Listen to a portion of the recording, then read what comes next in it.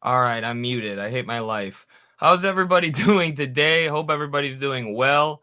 We have a very unique episode of the Power Hour for you today. Going to be debating the USS Liberty with Cam Higby, who some of you might recognize from the Jubilee capitalism versus communism debate that I did. That's how I met Cam. We cook each other on Twitter. Well, I mean, I cook him on Twitter all the time. He tries his best to cook me, but we go after each other on Twitter all the time. He hit me up after I made a comment about his USS Liberty tweet and asked if I wanted to debate. And I'm like, sure, why not? So spent today researching that. It was exactly what I thought it was when I began researching it, but yeah, we'll get into that today. Let me just start the Twitter space here. We're going to be doing this in a space. Once I can remember how to start those suckers.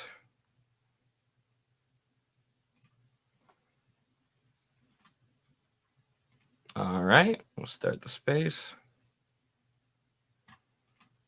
Let me share my screen. Well, it might take a second to figure out the audio here. I don't know. Do I have to mute my mic on StreamYard if I'm playing it through the space? Actually, one second. I got to grab another monitor. My bad.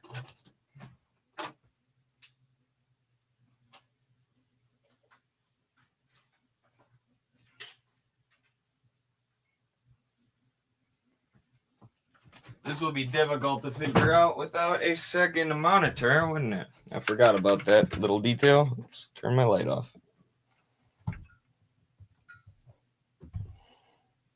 All right, the monitor propped up.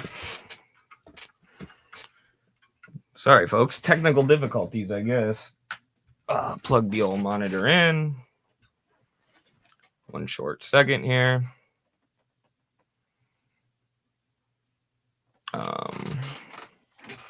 Should probably plug it into my computer, eh?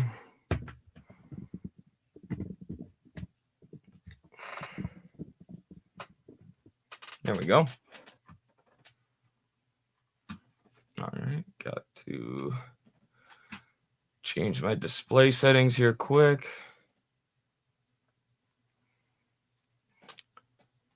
One second, Twitter space, folks. I'm just getting my setup ready here. Oops. Give me like 2 seconds.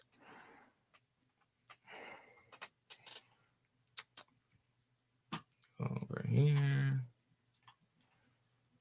Display settings. Move this. Apply. All right, that seems to have worked. Now I will share my screen. I want to be here.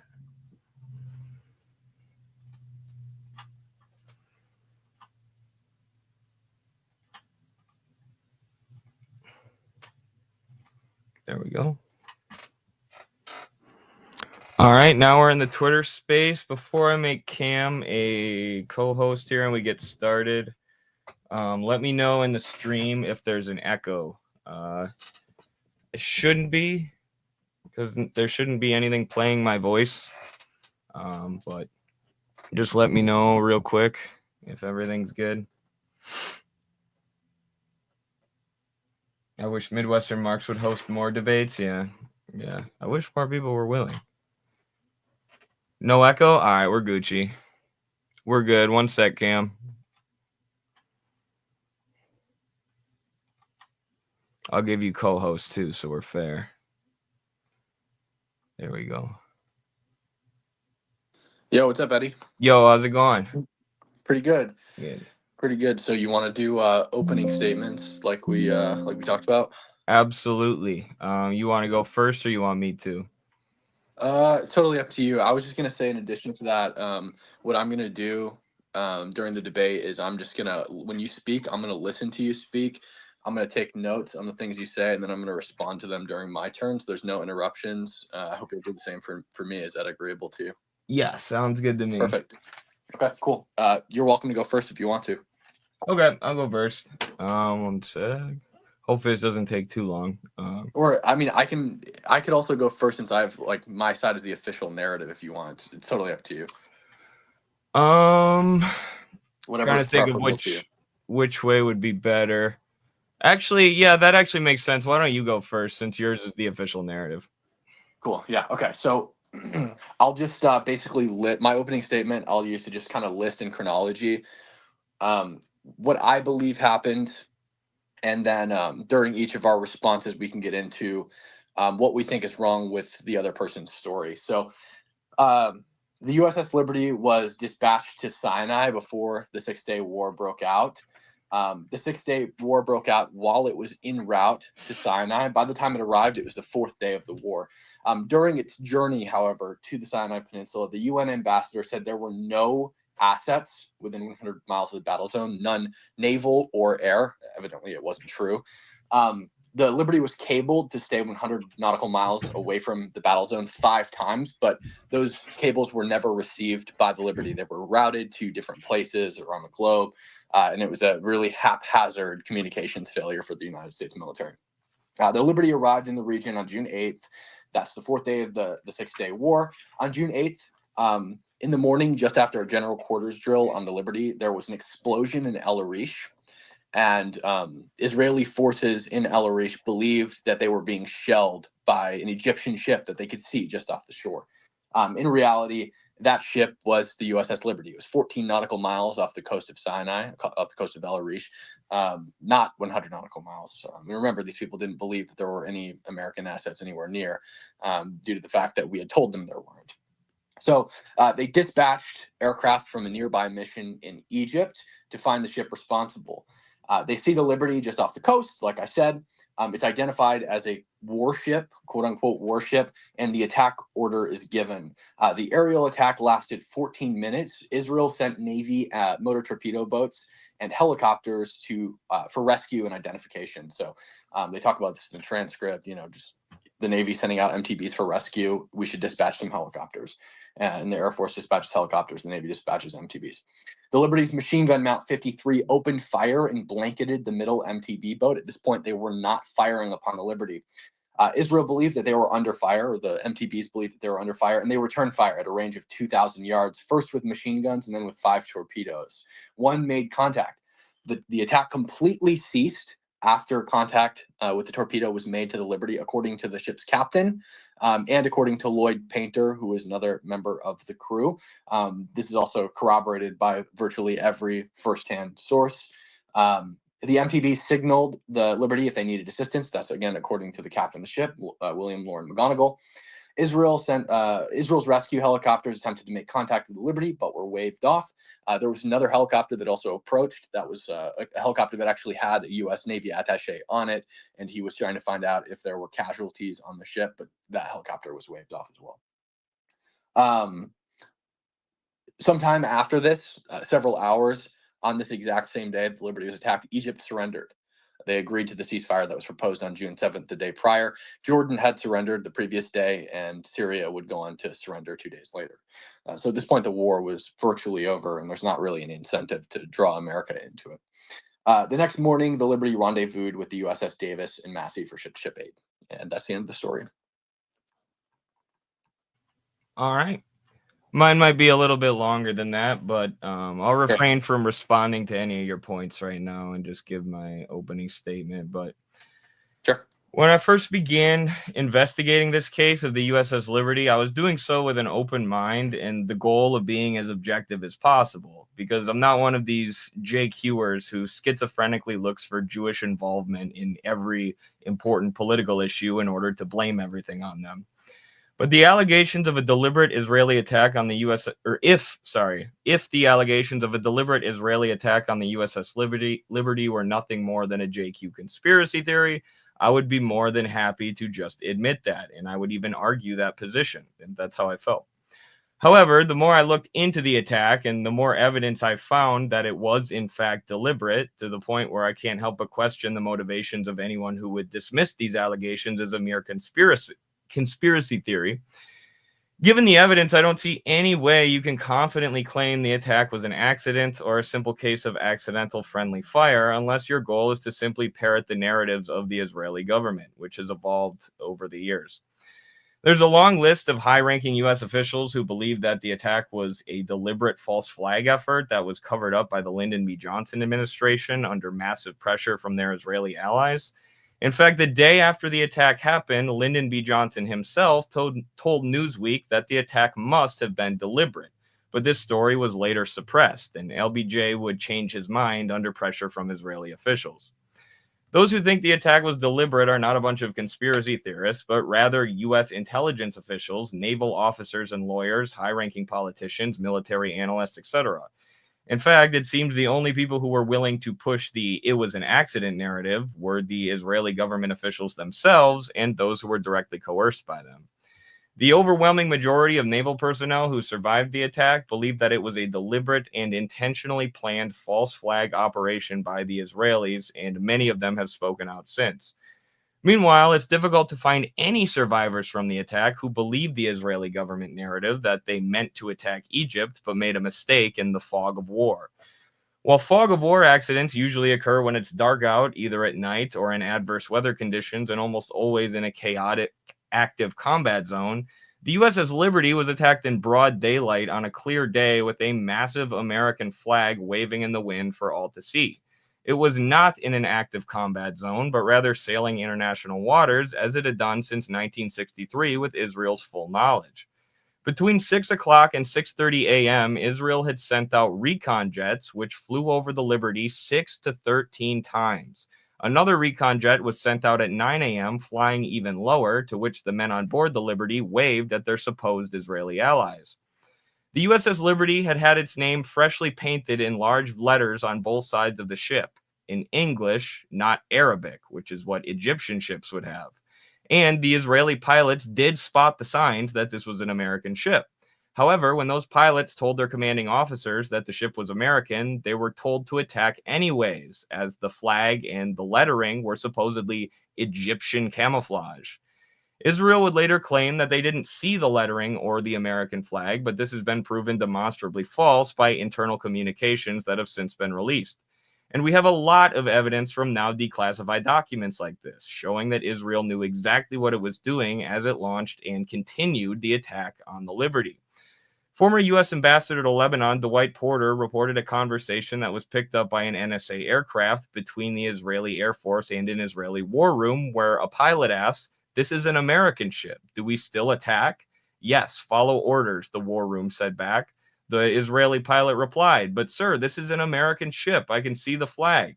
"Never mind. Hit it," the war room ordered. Israeli Chief Air Force Controller Shmuel Kislev ignored all the evidence that he was attacking an American ship and refused to call off the attacks or even launch a further recon investigation before continuing them. Only after the attacks did he ask them to find out whose ship it was, and when asked his thoughts, he twice said, "Probably American," to the shock of his personnel. After the attack, every U.S. official, including LBJ himself, seemed to believe it was intentional and pre-planned. Thomas Hughes, the director of the U.S. State Department Intelligence Bureau, said, "We were all quite convinced the Israelis knew what they were doing." NSA Director Michael Carter said it couldn't be anything but deliberate. Clark Clifford, head of the president's Foreign Intelligence Advisory Board, said it's inconceivable that this was an accident. And CIA Director Richard Helms said, "I don't think there can be any doubt that the Israelis knew exactly what they were doing." The Israelis quickly scrambled to control the narrative surrounding their failed false flag attack in order to salvage their relationship with America. They decided to quickly apologize for the event publicly and claim that it was a tragic accident. They then determined that they would need to get the U.S. state on board with this narrative, which would then trickle down to the American public. The Israelis contacted LBJ as fast as possible to begin negotiations and threatened that if he didn't parrot their narrative, he would be smeared as anti-Semitic, go figure. Something which would have been disastrous for the president's upcoming electoral hopes, as he was relying on the Jewish American vote. Reluctantly, LBJ agreed to sweep everything under the rug, and the cover-up began. Surviving naval personnel from the Liberty were visited the day after the attack and told not to accuse Israel of waging the attack on purpose. This is corroborated by Thomas Brooks, the director of naval intelligence at the time. A representative from New York by the name of Otis Pike demanded an investigation, which was ignored by the media under pressure from Israel. Israeli official Dan Patir bragged in a leaked cable that he was able to get prominent journalists in America to ignore the story, and a thorough investigation never happened. Declassified documents have even revealed that LBJ's administration floated the idea of sinking the Liberty themselves in order to avoid photo evidence of it or further investigation. Assistant Secretary of State Lucius Battle later came out and said, "We failed to let it come out publicly at the time. We ignored it for all practical purposes, and we shouldn't have." NSA Chief of Staff Gerard Burke said, "There was absolutely no question in anyone's mind that the Israelis had done it deliberately. I was angrier because of the cover-up, if that's possible, than of the incident itself." Even more recently, the event was still being covered up as U.S. naval officers were barred from asking any questions about the Liberty to the Israeli ambassador when he visited in 2012. In the early 2000s, a large-scale citizens investigation was launched by the former chairman of the Joint Chiefs of Staff, Thomas Moorer, involving many high-ranking U.S. officials. The report gathered testimonies from many of those involved, including important naval lawyers who were directly told to cover up evidence of a deliberate attack at first, but were now prepared to blow the whistle. The investigation concluded that Israel did in fact launch the attack deliberately and launched a massive cover-up operation in the aftermath, which Moore said was one of the most obvious he'd ever seen in his life. We can be relatively certain that the attack was deliberate and planned, but what we don't know for sure is what the motive was, although potential motives exist in abundance. For one, Israel had just massacred 1,200 Egyptian prisoners of war, forcing them to dig their own graves, and they didn't want this to be discovered by the American spy ship. Secondly, Israel wanted to ramp up the Six-Day War while the U.S. wanted to wind it down. And if the U.S. thought that it was Egypt who attacked the USS Liberty, this would have given them incentive to get more involved and continue the war effort, which could potentially lead to more land for Israel. Lastly, the U.S. had forbid Israel from seizing the Golan Heights region that belonged to Syria, but they did it anyways the day after the Liberty was attacked, meaning it could have been a way to prevent the U.S. from meddling in their plans for the region. I don't know how anyone could look at all this evidence and confidently claim that Israel attacked the Liberty by accident, or that there was no cover-up to follow. The U.S. is not simply a puppet of Israel, but Israel does have its own interests, which sometimes diverge slightly from the interests of the United States. Both countries influence each other, and the USS Liberty event is an example of Israel attempting to manipulate the U.S. into doing exactly what it wants. If you still believe the USS Liberty attack was an accident, please tell me how much you're getting paid by Zionist organizations. Sorry, that was a bit long. Yeah, no worries. I love the accusation at the end there. So let's get into it. I was gonna go in order. I'm not gonna go in order because I want to attack something that you said that was just blatantly false first. You said that you have this, and I'm gonna ask you a question here. I just need a one-word response. You said that the Israeli fighter jet pilots said, "But sir, it's an American ship," and then they were ordered to attack anyway. Where did you learn that? That was reported by, who was that? It was reported by some U.S. government official who was high-ranking at the time. Yep. Where did you read about it?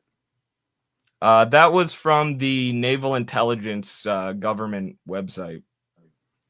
Could you link that below the thing? Because I think you're lying. I think it's from a Haaretz article that you probably don't have the subscription to read, and that's why you don't know what's contained within it. I do have a Haaretz subscription, and that's not where I got the article from. Eddie, this is not corroborated by anything. So what this article it's from one of the highest-ranking U.S. government officials who was in charge at the time. Eddie, again, I know exactly what you're referencing. I didn't even read any Haaretz articles, and I do have the Haaretz subscription. Eddie, let me respond. So I know what the story is. You asked me a question. Let me give you the source. This is not a story that references any transcript. Let me give you the story. Yeah, 1 second, Eddie. This is a story that references what one man says he heard another man say that he heard another man say.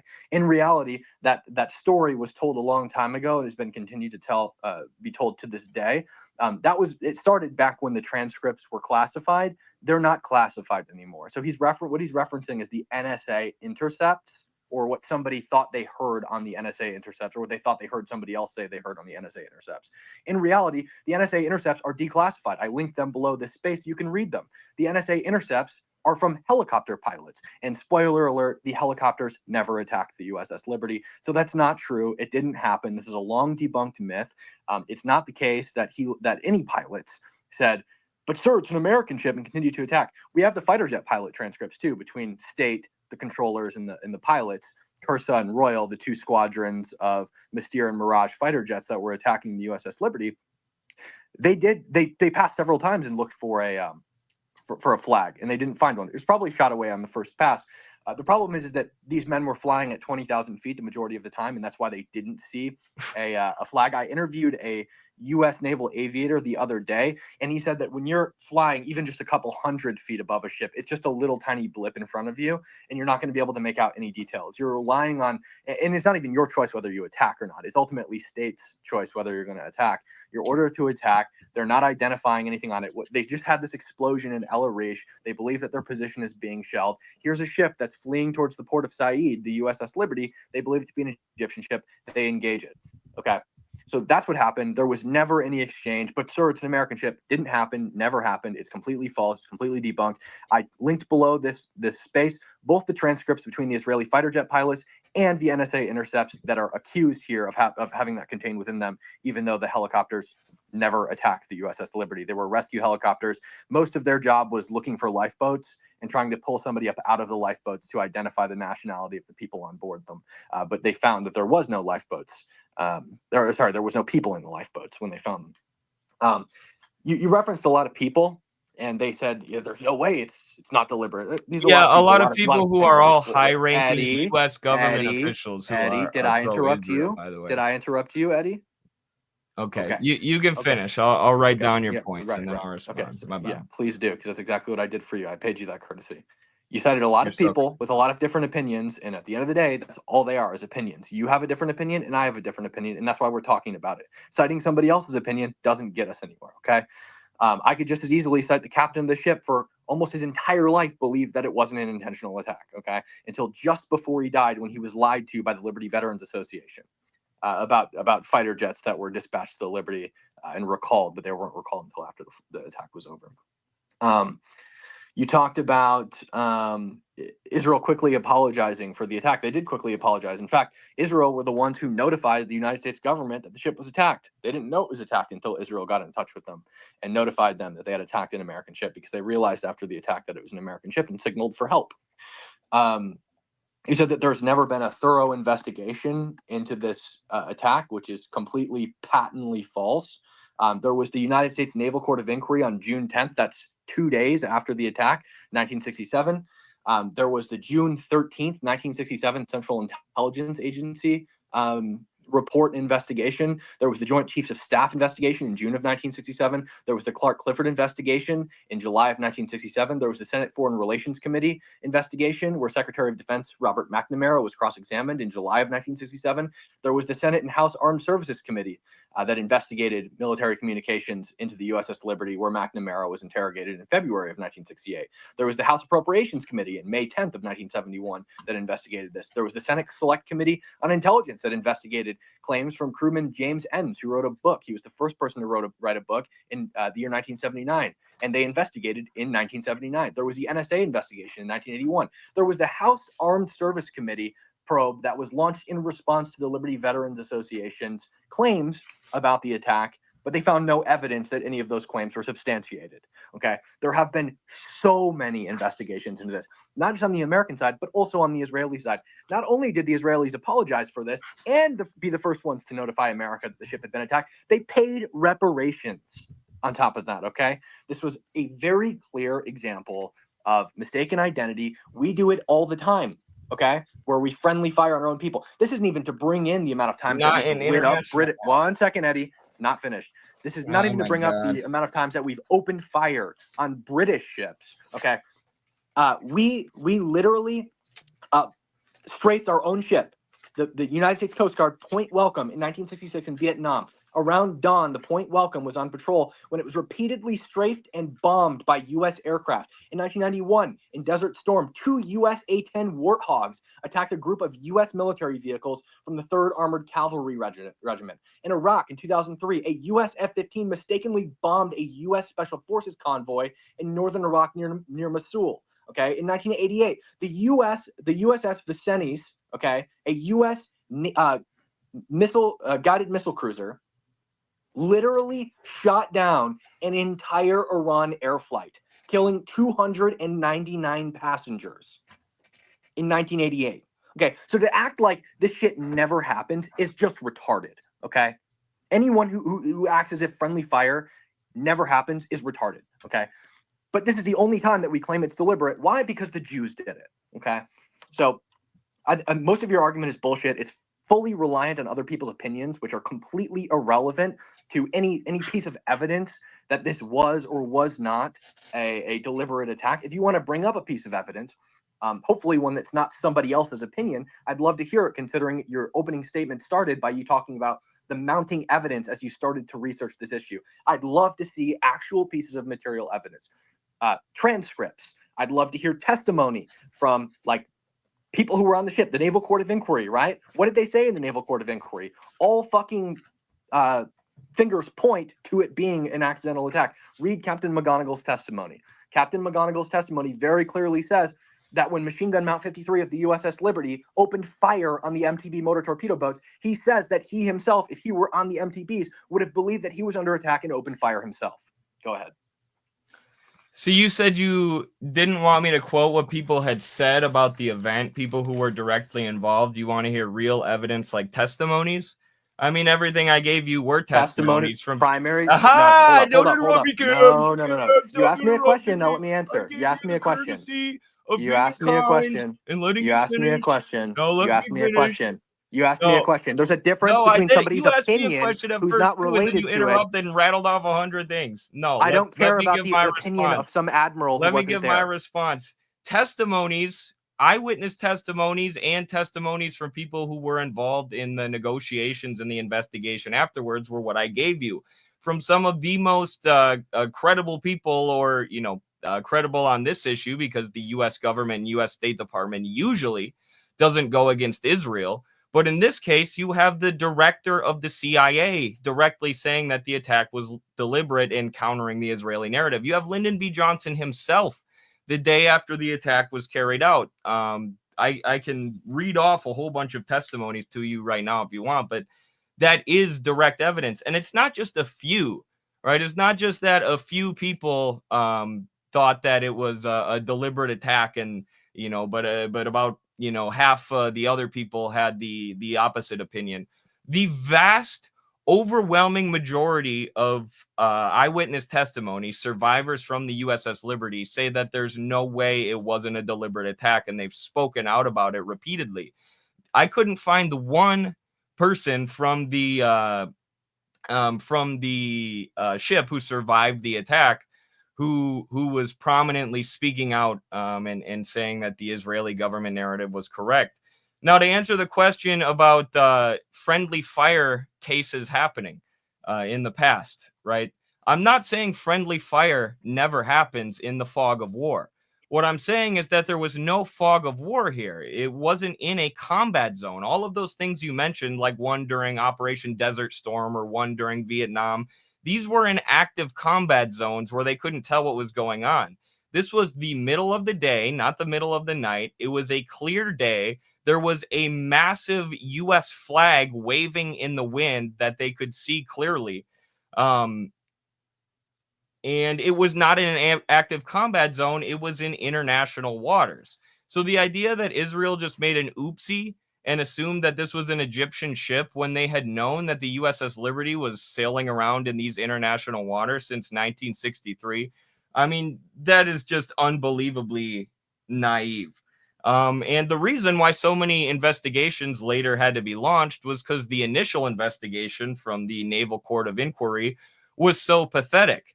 And the follow-up investigations, unfortunately, weren't able to be as thorough. And I mean, I give zero credit to the investigations, quote unquote, carried out by the Israeli government. We all know how that works.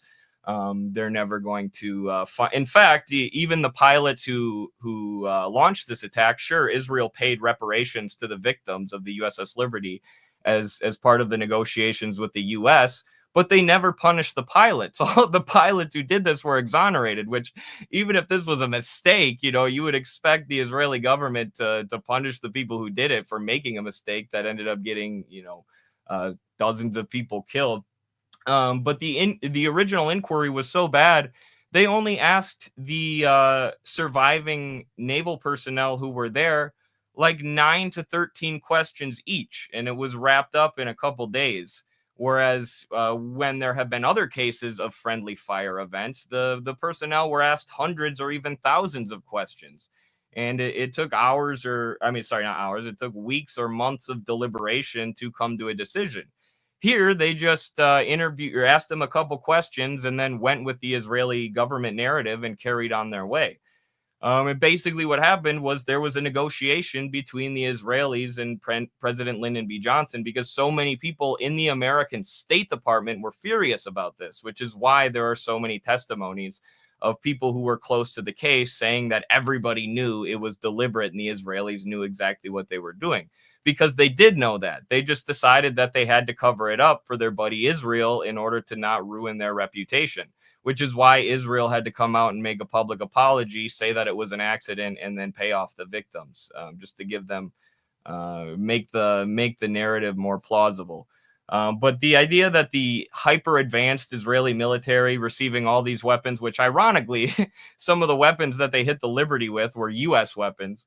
The idea that they have all this advanced military machinery and equipment, but they can't tell that it's a U.S. ship that looks nothing like any of the ships that the Egyptians have. I mean, the ship that they said they thought it was is 2 times smaller, or half the size of the USS Liberty. And it certainly doesn't have an American flag or English letters on the side of it. Everything's in Arabic. So, I mean, you have to be incredibly naive to just digest the Israeli government narrative on this. And what surprises me, too, is that you claim to be an American patriot. So why vouch for Israel and Israel's narrative when even high-ranking American officials were openly saying that this was absolutely a deliberate attack? This is something that every American patriot should be aligned on. Why is Israel meddling in our politics and deliberately attacking an American ship? Yeah, cool. So I guess we'll just go in reverse again.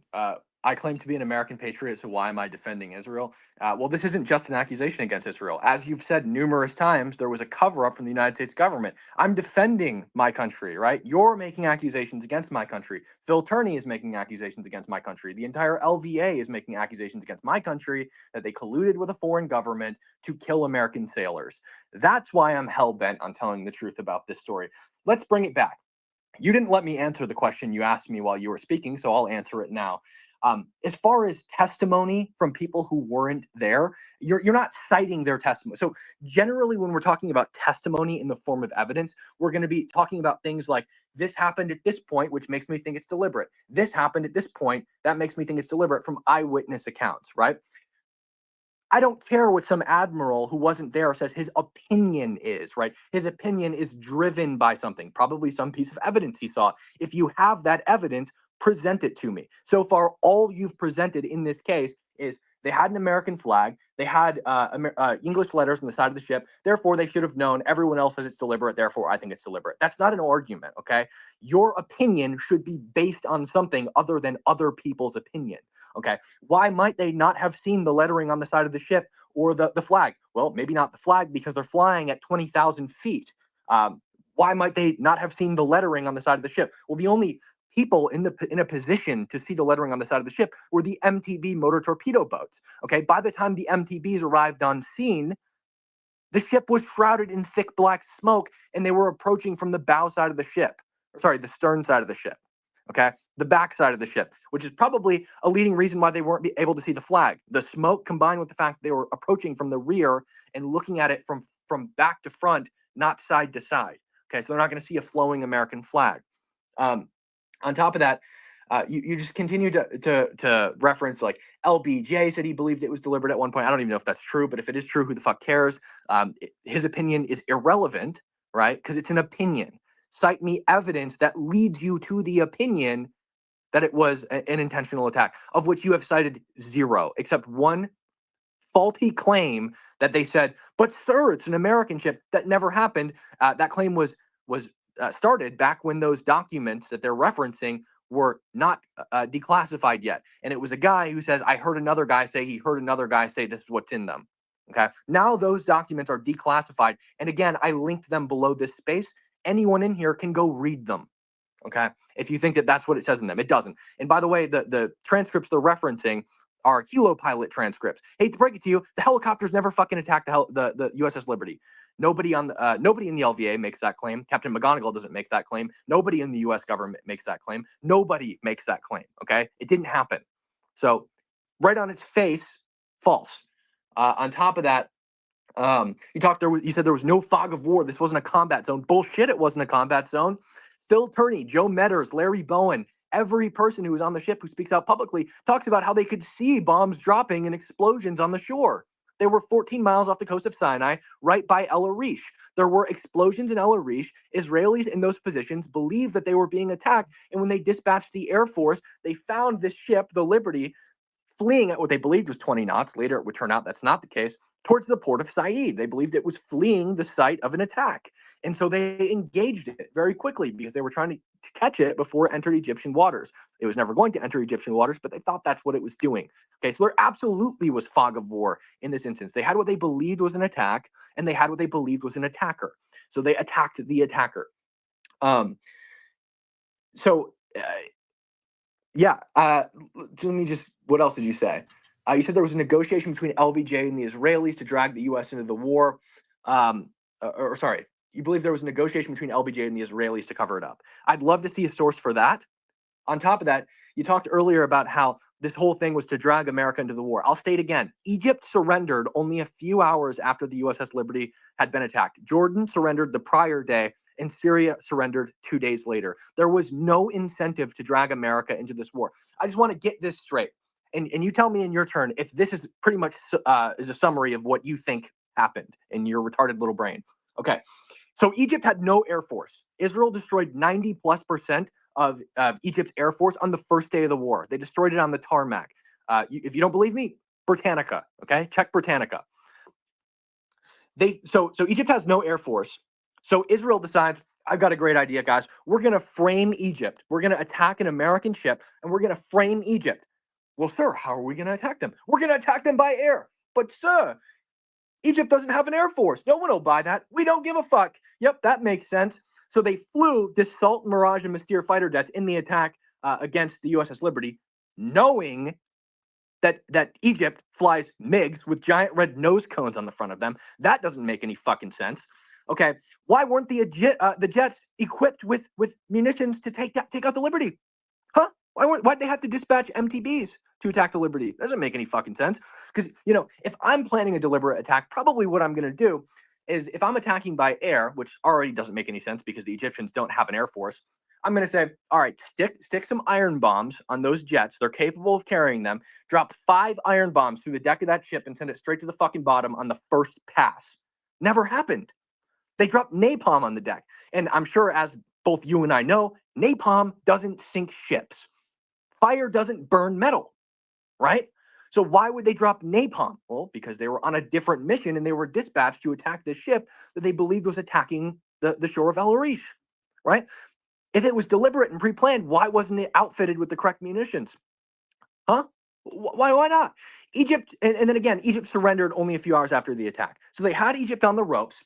They knew Egypt didn't have an air force. They attacked it by air with not Russian MiGs that they were flying, MiG-21s. Instead, they attacked it with Dassault, French, Mirage, and Mystere fighter jets that they knew Egypt didn't have. They didn't come with the correct munitions. And then this is the funniest part to me, is you talk about survivor testimony. You're talking about people from the LVA, Phil Turney, Joe Medders, Larry Bowen, all those fucking schmucks, right? They say the planes were unmarked. They were freshly painted black. There was no markings on them. First of all, it doesn't make any sense because if that was the case, those jets would have been shot down by their own AA guns. On top of that, they all remember, apparently, seeing the Israeli flag flying from the masts of the motor torpedo boats. Why the hell would you fly unmarked jets, first of all, that aren't Russian MiG-21s? Why would you go through the trouble of unmarking them when you know that it's not even the correct plane, and the Egyptians don't have an air force, and then bring in motor torpedo boats that are proudly flying the Israeli flag if you're trying to cover it up. Doesn't make a whole lot of sense, especially when you can just take that flag off the, off the MTBs, and nobody would be the wiser. But they all remember seeing it. Top of that, Theodore Afstern, who is one of the crewmates, he recalls seeing a Jewish officer on the deck. He's the quartermaster. He recalls seeing a Jewish officer on the deck crying because he saw the Star of David on the wing of one of these airplanes. My assertion is that after 58 years, the testimony of a lot of these men is not only riddled with inconsistency due to poor memory, but also riddled with bias. And in many cases, probably rightfully so. If the Israelis accidentally killed a bunch of my friends, I'd be pretty fucking pissed off about it. Maybe even to the point that I would go and publicly lie about it. And I think that's exactly what's happening, because their testimony does not align with the facts. And if you want to bring up evidence to support your claim that the Liberty was intentionally attacked, please cite me evidence, not other people's opinions.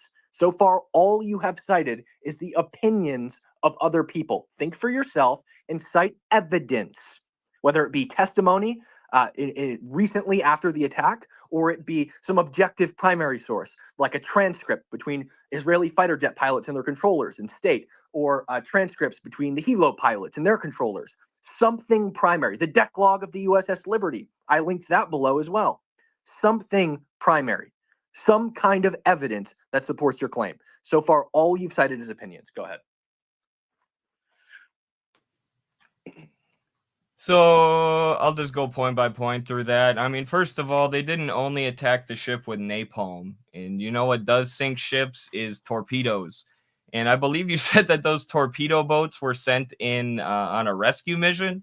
Those torpedo boats were sent in, and they launched torpedoes at the ship, which I believe that was the attack that ended up killing 25 people, 25 American troops at once. And by the way, as an American patriot myself, I don't appreciate you referring to our former veterans as a bunch of schmucks, right? That seems a little bit disrespectful to call our troops who are fighting for our freedom over there in the Middle East a bunch of schmucks. How rude. But to your argument about the 6-Day War, because I think this is an interesting one, it's well known that the UN had to force a peace agreement because Israel wanted to keep seizing land. So the idea that these Arab countries surrendering means that Israel didn't want to keep the war going and keep the theft of land going. No, they absolutely did, and the U.S. absolutely didn't. And this was part of the negotiations between LBJ and the Israeli government that had been ongoing before the attack, and of course took on a new dimension after the attack. So it was that there is the perfect motive. The U.S. wanted to wind down the war. They were eventually successful because this false flag operation failed. The UN and U.S. were pressuring them to end the war. Israel wanted to keep the war going. Well, if you could trick the U.S. into thinking that Egypt just sunk one of your ships, well, then you can keep the war going, and you can keep seizing Egyptian or Syrian or Jordanian or Lebanese land or whatever. You mentioned wanting to defend the integrity of your country by defending them from this so-called conspiracy theory that they lied in order to protect Israel's reputation. But I mean, take it up with the CIA director, take it up with LBJ himself. These are the people who said that it was a cover-up in a false flag operation. If what being a patriot means isn't blindly defending your State Department, blindly defending your government whenever they tell you something or whenever they do something. It's actually looking out for what's in the best interest of your whole country. And, allowing Israel to bomb U.S. ships and U.S. service members with impunity is certainly not in the best interest of our country. Another claim about the helicopters, you said that the helicopters, you implied that I was claiming the helicopters were attacking. I never said that. In fact, the helicopters were actually sent for rescue after Israel bombed and then torpedo boated this ship. They did send helicopters in for rescue, which were rejected by all of the people there. Obviously, why would they want Israeli help after Israel had just bombed them? And I just wonder if it's so difficult to tell what kind of ship this was. If the Israeli military doesn't have the ability to tell what kind of ship this is, what country this ship belongs to, what kind of guns this ship has on it, which are almost none, by the way. There were like a few tiny guns. I think there were 4 guns that were not high caliber attached to the ship. So the idea that they could have been shelling anybody is quite ridiculous. It was a ship that was a spy ship that was actually disguised as like a technical like research ship, but in reality they were spying for the Americans. But where was I going with that? What was I saying? The helicopters. Oh yeah. So why did they send the recon jets the 6 to 13 times in the morning, and then again even lower at 9 a.m. if they still couldn't tell it was an American ship? I mean, that on its face, you have to be so naive to believe because of the size of these flags that are on these ships. It was a giant American flag waving in the wind. But even if I give you that the flag was too small for them to see, what was the point of sending the recon jets then? What is the point of sending these jets to scout out what's going on? And I mean, the idea in and of itself that they weren't able to tell that this is an American ship, they absolutely would have been. As I said, the Egyptian ship that they supposedly mistook it for was about half the size of this one and didn't have a giant American flag waving in the wind. But this is evidence. I mean, a lot of the quote unquote evidence that you cited was just what Israeli military or Israeli government officials had to say about it, right? The U.S. officials who I cited, not only are the vast majority of actual American military personnel who were there, not only do the vast majority of them say that the attack was deliberate and there is no way that it couldn't have been deliberate, so do the vast majority of the people who were involved in negotiations with the Israelis after that. So do the people who were involved or in proximity to the cover-up that happened after that. That is evidence, eyewitness testimony from people who were involved in the geopolitical negotiations that followed a very influential and prominent geopolitical event is evidence. Not only that, if you want me to cite testimonies, yeah, I spared everyone doing this because the vast majority of people who were actually there think the same way. But yeah, we could go through the testimonies of every single person who was there. And they can tell you that it was a clear day, that they were not in an actual combat zone, that they were in international waters, that they waved at the Israeli ship as it flew by, and it still came back and ended up bombing them. All of this is evidence that makes it nearly impossible to believe unless you're just parroting the Israeli government narrative for whatever reason. I won't assume what reason that is. All of this is evidence that would lead any rational person to believe that this was a planned and deliberate attack, especially given the military capabilities that Israel had. I couldn't keep up with everything that you said in that long and seemingly angry rant. But I'll try to do a better job of writing down your points this next time. Yeah, sure. So let's start with what you said in your very beginning of that. Okay, you said that Israel didn't just attack by air, but they sent these torpedo boats, and you ridiculed me for saying that they were sent for rescue. You said they actually shot the USS Liberty with a torpedo, and it's true. They did shoot the USS Liberty with a torpedo, and it's also true that they were dispatched for rescue. If you read the transcripts between the Israeli fighter pilots, state, and their controllers that I linked below, and I'm sure you'll never read, you will see that at the end of the transcript, state says that Navy dispatched MTB motor torpedo boats for rescue of the ship. The Air Force then says, we'll dispatch our helicopters. Okay. Now, why then, if they were there for rescue, did the motor torpedo boats shoot a torpedo? Well, I already answered this question. Okay. If you were listening in the beginning, Captain William Lord McGonigal, the commanding officer of the USS Liberty, the man that had the best view of what was going on because he was on the bridge the entire time, barking orders at people and trying to get the attack under management. Okay. This man says that the torpedo boats approached the USS Liberty, closing a distance of 2,000 yards to 500 yards, traveling at 27 to 30 knots. This attack was no longer than 2 minutes long. He says what happens is around 2,000 yards, when they were closing on the USS Liberty, they would eventually mill around 500 yards. So they had to close a distance of 1,500 yards, okay? He says at this point, machine gun mount 53 of the USS Liberty opened fire on the middle MTB motor torpedo boat. He says that the fire blanketed the middle boat and the fire was extremely effective.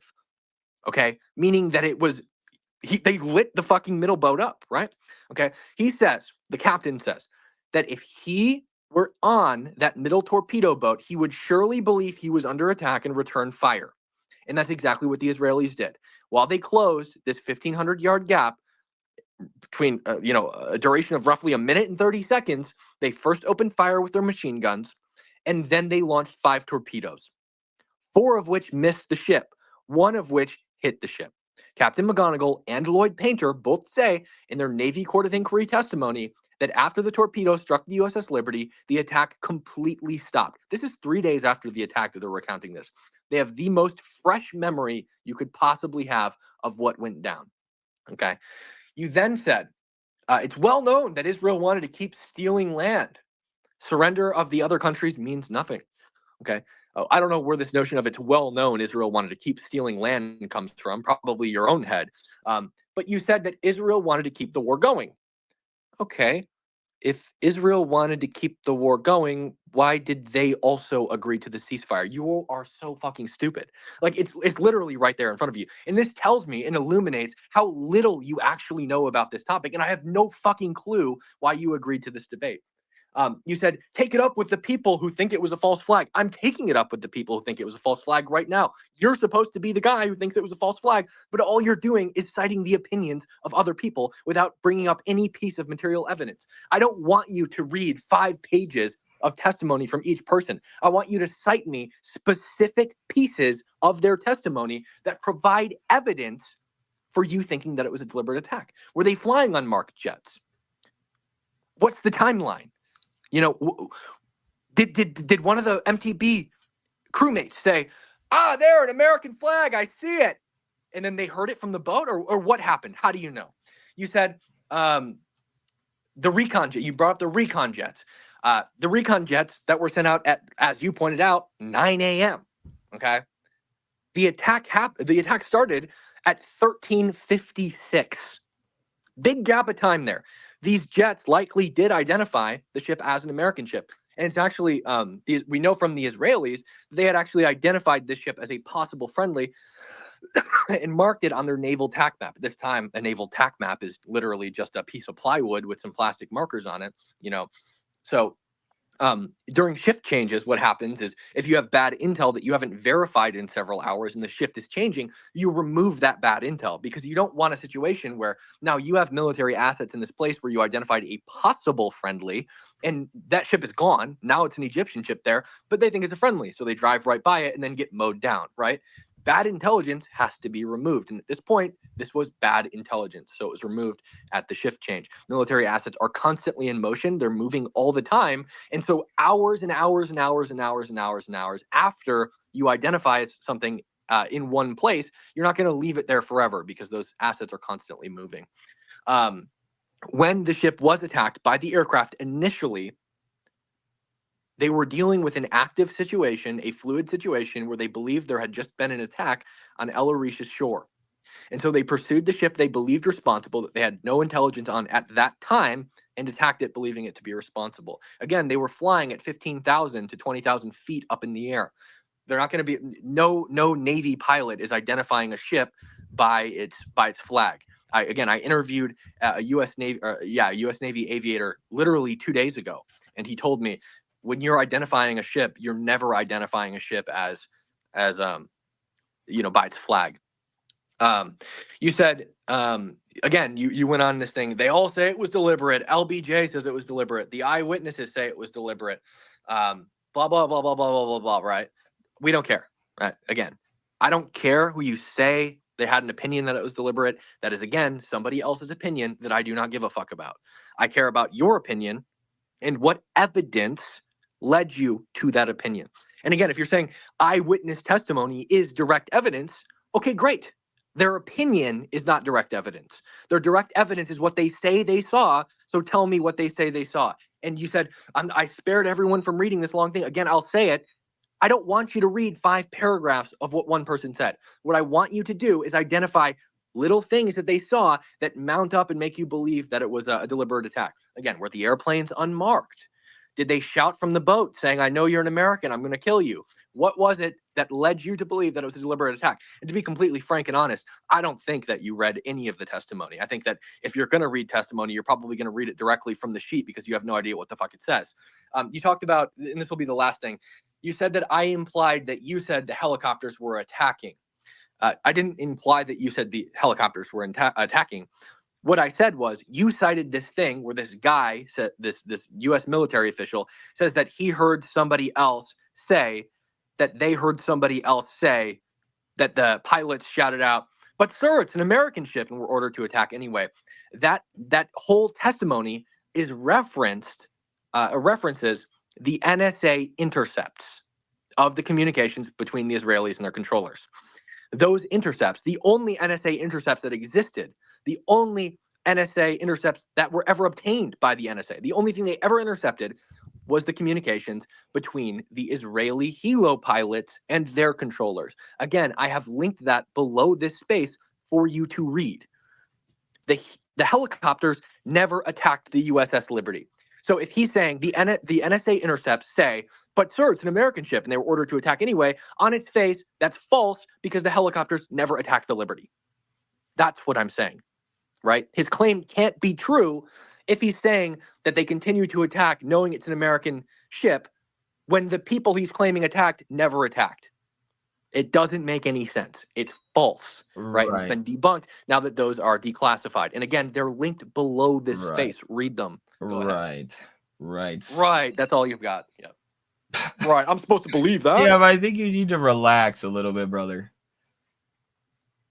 So according to those transcripts, by the way, since you want to bring up direct quotes from the transcripts, there were documents released showing that Israeli pilots had ID'd the ship minutes before the attack and passed this info to the Navy, where the chief of naval operations in Israel dismissed it and said that it was just Egyptian camo. They had the American flag, but it was only Egyptian camouflage in order to disguise themselves as Americans. And 2 other naval officers at the time reportedly suspected that it was a U.S. ship, but didn't intervene to stop the attacks. Those are directly from the transcripts. But you mentioned, you said it was... Read it quote for quote. Shush, let me finish. You just rambled for so long. You said that the USS Liberty launched an extremely effective attack on the Israeli torpedo boats that forced them to fire torpedoes and kill 25 American troops. How effective could that attack have been if it didn't kill any Israeli soldiers or cause any casualties? And in fact, as I said, the USS Liberty was not a boat that was built for combat, so they didn't even have guns that could allow them to defend themselves in a situation where they're being attacked by torpedo boats and airplanes. I mean, sure, maybe they manned the guns and fired a few shots, but what do you mean by an extremely effective attack? Extremely effective according to who? Israeli military officials who are... If you were listening, I told you the captain of the Liberty. Shut the fuck up! You just rambled for so fucking long. Oh my God. You asked me a question. To get through all you said, who said it? The captain of the Liberty. Shut the fuck up. They had 4 guns that were extremely small, and if this was an extremely effective attack against the IDF, why didn't it kill or even injure anybody? Why did they come away from this unscathed? Unbelievable.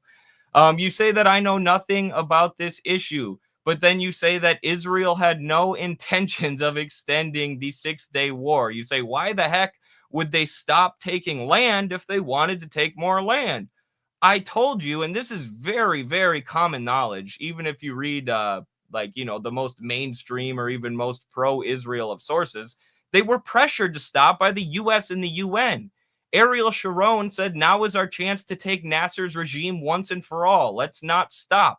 They wanted to continue going into Syria and continue going into Egypt because, of course, the Israeli state is an expansionist project that's been growing ever since it was legitimized by the UN in 1948. So yes, they wanted to keep going, but the U.S. Didn't want to create a massive regional war They wanted to wind down the fighting, and they didn't want to get sucked into it. They were already preoccupied in Vietnam. The anti-war movement was raging here at home. Lyndon B. Johnson was trying to get reelected. He didn't want to start this massive war in the Middle East that could have potentially pulled in the Soviet Union and the US. But you know who did want that? Israel, because as their high-ranking political and military and intelligence officials were saying at the time, they wanted to keep going. They wanted to take more Syrian land. They wanted to take out Nasser's regime completely. So they only stopped because the UN and the US pressured them to stop. Now, I also think it's hilarious that you admit that the Israelis ID'd that it was an American ship early in the morning, and then your excuse for them then dropping napalm and firing torpedoes on that ship is, well, it was later in the day.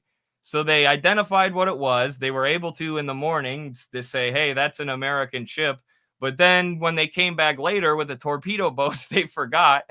They missed the giant fucking American flag on the boat this time and the giant English letters, and they fired away. Well, no, the torpedo boats were under an imminent attack, of course. They were rescue torpedo boats. I always send torpedo boats when I'm trying to help somebody. But yeah, I the main thing I think is interesting there is your misunderstanding of the 6-Day War and the different interests at play there, and how Israel's interests diverge from the interests of the U.S. Because you were mocking me and saying I don't know anything about this, so why would I want to debate it? But I mean, you're missing very, very basic facts and pieces of background information on the 6-Day War. Which is something I've studied extensively, as well as the transcripts that you keep saying I've never read, which, you know, I do encourage people to go read those transcripts. Don't read them from Haaretz or whatever, but go read those transcripts. You will come away realizing I'm correct even more than you already are. Yeah, Eddie. So I'm just going to say, like, I would pack it up and never debate again. So you said that the transcripts show that you said that the transcripts show that they identified the ship as American. Okay. Again, the transcripts are linked below this space. Just look for my tweet. Nowhere in there during the attack do they ever identify the ship as American. They do identify the ship as American at the end, after the attack ends. You claim that you've studied the transcripts extensively, right? Go read them. I challenge anyone in here to go read them.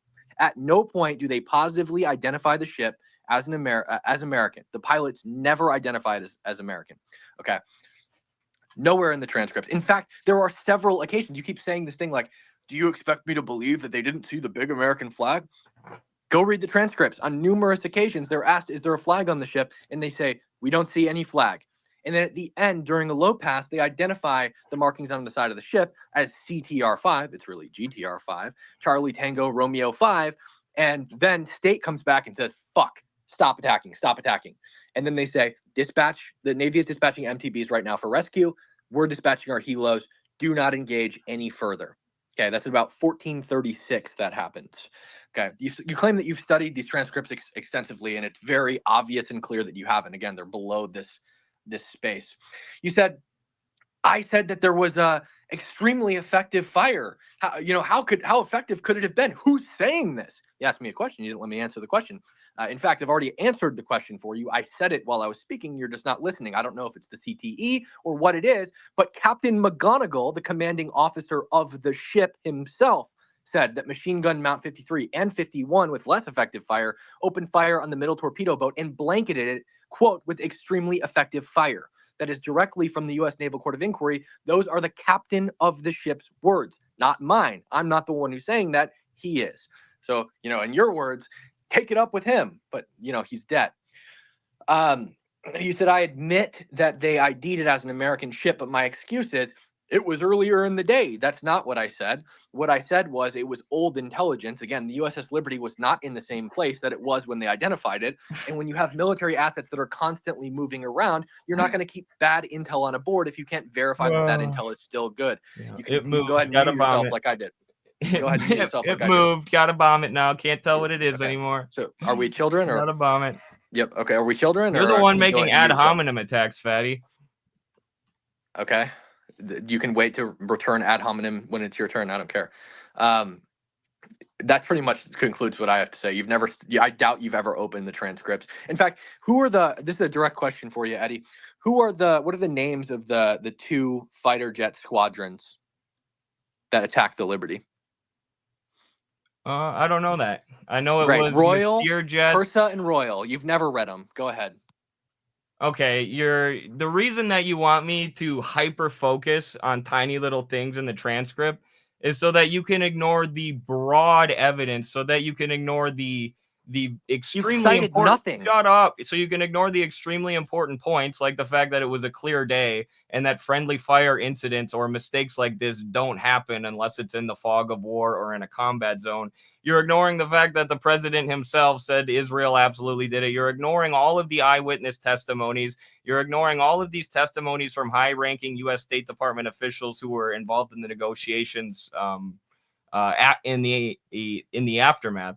And you want me to focus on hyper-specific details like the names of the Israeli jets or whatever, the names of the Israeli battalions. So you could try to nitpick and ignore the mountain of evidence that says that this was absolutely deliberate. So no, I'm not going to go into minutia with you. What you're doing is ignoring all of my evidence, which is very, very powerful evidence that points in one direction. And you're saying that's not real evidence. Focus on my evidence, like eyewitness reports from IDF soldiers or whatever else. So it's a very common debate tactic. It's a slimy tactic if you know that you're wrong on the substance, which I imagine you do if you've actually looked into these as much as you say that you have. But I had something else written down. I don't know. I can't remember. It's mostly what you've got is ad hominem attack, trying to go to minutia, and then quoting the statements from the Israeli government that the ship moved a few feet. We don't know that it's an American ship anymore. Time to hit it with napalm. I mean, come on. And then to fire 5 torpedoes at it because they fired shots at you after you were dropping napalm on their heads. Like, come on, that's excessive. And the attack lasted a lot longer than you said it did, according to all the eyewitness testimony accounts. And we also have to be very careful with even these transcripts, right? We can't act like transcripts and not eyewitness testimonies and not even common sense or not even the weather are real evidence, but only these transcripts that have been put out by the Israeli government, because obviously they're very selective in the amount of transcripts that they would release. But what I recommend everybody check out is I believe it was Thomas More, his investigation into this in 2003, because that cites from a lot of naval lawyers who were involved in this case when the negotiations were going on, and a lot of high-ranking U.S. naval officials who will give you direct quotes on the event, during the event, and what they thought in the aftermath. It's very rare like this where you have an event where so many, like the CIA director himself and the president of the United States at certain points have gone against the mainstream narrative, the quote unquote accepted narrative, which the U.S. only accepted in order to appease Israel, our great ally that bombs our troops. But I don't know. I think this debate might be winding down, but if you have anything you want to respond with and then make closing remarks, I think that'd be good, unless you wanted to keep going. I'm down for either. Yeah, sure. And I'm down to keep going as long as you want to go. You said that I'm ignoring all the evidence, but in reality, I'm the only one who's cited evidence. Again, other people's opinions are not evidence. You haven't cited any specific portions. You've of cited a anyone's lot of other testimony. people's opinions too. Not finished. Way. No, I never cited anyone's I opinion. I cited throw what they that said out they there. saw. Yeah, you No, have. I've never cited anyone's opinion. So let me finish. I've never cited anyone's opinion. What I've cited is what the captain of the ship says that he saw which, as you've pointed out, eyewitness testimony is in fact evidence, but somebody's opinion about testimony is not evidence. Okay, you said that friendly fire incidents only happened at night, which is the dumbest thing I've ever heard in my entire life. In That's not true, though. 2005, yeah, it is exactly what you said. In 2005, No, it's in not, you Afghanistan, dumbass. I I'm said not in a finished. combat I'm not zone. finished. You can In a respond combat later. zone This or was at a night or combat with zone. adverse This weather was a combat conditions. zone. Well, This no, was a you're combat lying, zone. so I'm not going to let I'm you not just finished. lie. I'm not finished. Right, but Okay. you're lying. You If you said tell that the you- truth, I'll let you keep I'm going. not finished, Eddie. Shut the fuck up. Okay. Make me, In fatty. 2005, in Afghanistan, US F-15s opened up on Canadian troops in broad daylight. In 2002, in Afghanistan, a US AC-130 gunship engaged friendly forces. In 1991, during the Gulf War, a US Bradley vehicle fired upon Abrams tanks. Okay. This does not only happen at night. Furthermore, you said that the attack was longer than I said it was. It was 38 minutes. This is based on the transcripts between the Israeli fighter jet pilots and their controllers, and then from there, it's based on McGonagall's testimony. He's the captain of the ship. The reason I don't base it on McGonagall's testimony prior to the torpedo attack and during the air attack is because Captain McGonagall, I estimate, based on the Israeli transcripts, that the air attack was roughly 14 minutes long, starting at 13:56. Captain McGonagall says it was 5 to 6 minutes. He probably had adrenaline pumping through his veins, and he was probably he thought it was a little faster than it was because of how quickly everything happened. That was his estimation. This was when there was no more deck log, so he had to go purely off of memory. So from there, I take it off of McGonagall and Lloyd Painter's testimony. McGonagall says it was a little faster than Lloyd Painter, so I put it in the middle of each of their testimonies. Captain McGonagall is very clear about the chronology. He says that the USS Liberty opened fire from two different machine gun mounts, machine gun mount 53 and 51, with 53 having the most fire, attacked the MTB motor torpedo boats, and then they returned fire. You asked me earlier, why would you send out motor torpedo boats for rescue? Because they're small boats that move really fast and can get on the scene quickly, right? At the end of the day, they're going to send out naval assets regardless. You said that and by the way, like, if you're saying that it was longer because, like, Phil Turney says it was 2 hours long, there is zero evidence whatsoever to substantiate that it was 2 hours long. You have LBJ less than 2 hours after less than 2 hours after the start of the attack, already communicating with Alexei Kosygin, the Prime Minister of Russia, about the attack. So it definitely wasn't 2 hours, because it takes time for that message to get to Washington, and then it takes time for LBJ to say, all right, I better go, send a teletype message to Kosygin. Okay, so it definitely wasn't 2 hours long. On top of that, you said the transcripts are from the Israeli government, but that we should trust people that are in the LVA. And what I would say to that is, first of all, the Hilo pilot transcripts are not from the Israeli government. They're NSA intercepts from the U.S. government. Furthermore, the transcripts from the fighter jet pilots, what they are is the Israeli government had the transcripts, and because they understood that Americans don't speak Hebrew, they had journalists come in and transcribe them and then publish them on their platforms. Those transcripts are, again, linked below this thing. And furthermore, if you want to say that we shouldn't trust them, maybe you should look inward and ask the guys over at the Liberty Veterans Association, Phil Turney, Joe Metters, Larry Bowen, all those guys, because in their Sacrificing the Liberty documentary that they promote and reference on every single podcast they've ever been on, and also sell DVDs of on their website for a profit, they literally reference the exact transcripts that I'm talking about. They cherry pick them and don't show all of the transcripts. They just show the ending where they say it's an American ship, apparently, which is the very last line of the transcript after they've soundly identified it as an American ship and the attack is stopped. Furthermore, you mentioned the Maurer report. Great. So Maurer had previously issued statements publicly believing that the attack was deliberate before he ever investigated it. So we have a confirmation bias there right off the bat. On top of that, the Maurer report was investigated or conducted almost completely under the purview of the Liberty Veterans Association, people who we know have a bias and believe the attack was deliberate. It relies almost entirely on the testimony of members of the Liberty Veterans Association. The whole thing is bullshit. It's the only report that concludes that it was a deliberate attack. It's the least professionally done one, and it's the only one done where we know that there is an absolute confirmation bias baked within it. So with that being said, Eddie, I think that you've failed to make your point. Again, if from this point forward you want to cite any material evidence, which I doubt you have, you're more than welcome to. At this point, you've cited nothing other than the opinions of other people. You haven't pointed to any specific testimony. This person said that this happened. This person said there was unmarked jets. This person said this. Whatever it is, you haven't cited literally anything other than other people's opinions. Go ahead. I only have two more things to say. The first being that the debate over how long the attack lasted in terms of minutes, based on the different testimonies, is exactly what I'm talking about when I say that's a debate around minutia that isn't that relevant to the question of whether or not this attack was deliberate.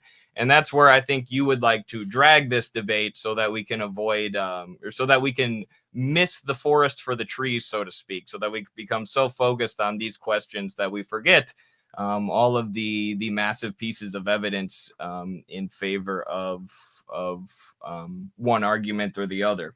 In this case, my argument.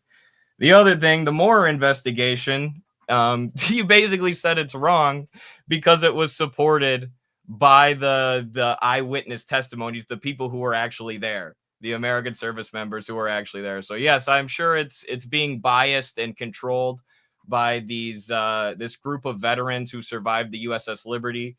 Meanwhile, the pro-Israeli sources, I'm sure, are completely unbiased, not at all influenced by the Zionist lobby, not at all influenced by the Israeli state, various Zionist NGOs that operate in America. No, it's this group of veterans who survived the USS Liberty who are manipulating everything, including high-ranking U.S. government officials, in order to get them to push a narrative. It seems like you're kind of inverting reality. But the last thing is, it was not only the people who were there on the ship who were part of the Moore investigation. It also included many naval lawyers, for example, who were told by the U.S. Navy after the event that they were not allowed to mention that it might be a deliberate attack. They weren't allowed to investigate that or even suggest that it might be true. And these were orders that Lyndon B. Johnson and his administration reluctantly, they didn't want to do this, but they agreed to this in order to protect Israel because they felt that they had to. But this is why there are so many reports from high-ranking U.S. government officials, because at first they knew what this was and they wanted to talk about it and do something about it. But after the negotiations with Israel, they decided to sweep it under the rug. And this is when all these naval lawyers and other people were told to keep their mouths shut. And the Moore investigation speaks to many of those lawyers who at first listened to the U.S. government, the U.S. State Department, and agreed to cover up or not mention that it may have been a deliberate attack. But years later, when they felt that they were in more safety, they came forward and spoke to Moore and gave their testimonies explaining, that this was a cover-up. But either way, Cam, you're boring my audience. They're all saying you got cooked, but it's been good talking to you again. We'll see you on the next one.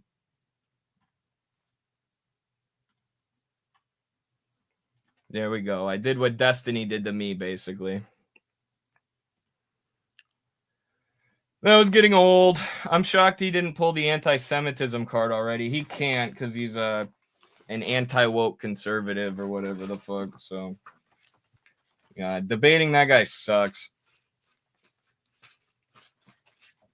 I met him on the Jubilee Middle Ground debate, and we were cordial in person. It's harder to whip ad hominem attacks and stuff in person when, you can see me versus him. Which is why I kept calling him fatty there, which maybe I shouldn't have done, but oh well. I'm only human, folks. I'm only human. I can only put up with so much. But yeah, we were more cordial there, but he's just a young kid who wants to be a Fox News commentator, right? He's finding the path of least resistance to be a propagandist. I don't know if he's getting some kind of Zio money. Or if he's being trained by Zios. I think I remember in the past he had PragerU in his bio, right? That's the kind of guy this is. He's the kind of guy who wants to get noticed by giant corporate think tanks or these, giant media conglomerates so that he can work for them. He's a career climber. And actually, he had like a little meltdown on Fox News when Fox News invited him to be a contributor I believe he was talking to Laura Ingraham or something, and he had like a panic attack, which goes to show you, you know, how this guy thinks. He just wants to get on Fox News. Being on Fox News, that's like the greatest thing for him. Holy shit, I made it. I'm a top tier propagandist. I'm on Fox News next to Laura Ingraham, you know, and that's what gave him a panic attack and caused him to freak out, because I imagine he was nervous about messing up. 1 second. So that's who Cam is. You know, I probably wasted too much time on that debate, but I thought it would be fun, and it was. But I just don't understand. Is this the right one? I'm trying to find the Fox News video because it is pretty funny.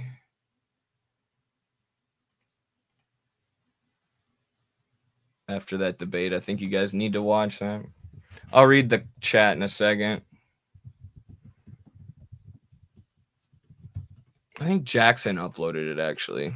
Yeah, he did. So here's Cam on Fox.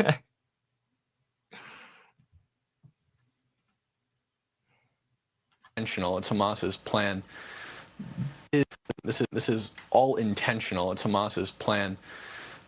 The problem is that their plan is essentially to spread this propaganda throughout the internet by using sorry guys. All right, let's go to RA's. Cam, get yourself together there, my friend. The launching of missiles from densely populated urban areas like the Gaza Strip. What happens again? Essentially, they want people to see what is happening. I'm sorry. That's all right. Ari, I want to get to this politically. So that's Cam. Poor guy, bro. I've met this dude in real life. My instinct there is to feel bad for him if he wasn't having a panic attack because he was failing his audition to become a full-time propagandist. But what was I saying? Yeah, when I watched this, actually, because Cam has done a lot of work, a lot of his more viral stuff and what's gotten him on Fox News has been covering the pro-Palestine protests, like the encampments, and portraying, you know, all the pro-Palestine protesters as a bunch of terrorists or, you know, crazed woke liberal terrorists or whatever, just smearing them in general, right? He goes and interviews them and gets out of context clips, making them look bad, and then tries to give those clips to Fox News.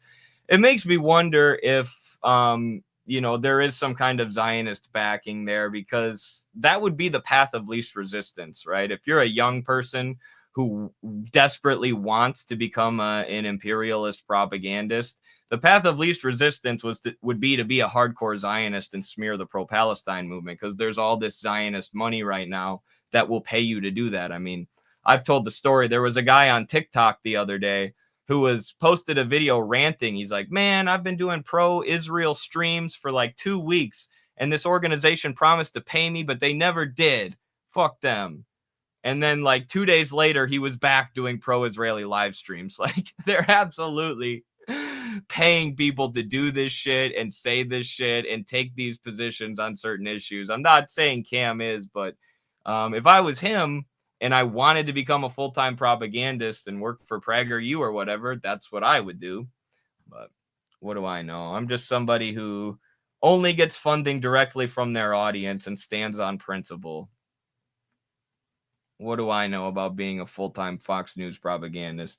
Thank you for the super chats, y'all. Can we start taking bets on how long it'll be into Eddie's response before Cam starts interrupting? When RJ sent this, and thank you, RJ, it was about 2 seconds. It took about 2 seconds for him to interrupt me after complaining. Zionist shill. Thank you, MIG. Absolutely. First ad hominem. Let's go. Yes, I was trying not to use any ad hominem, but he broke me at the end. I had to start calling him Fatty. You should ask him if it justifies invoking NATO Article 5 against Israel, LOL. Thank you, QWERTY. Thank you. QWERTY sent a couple of them.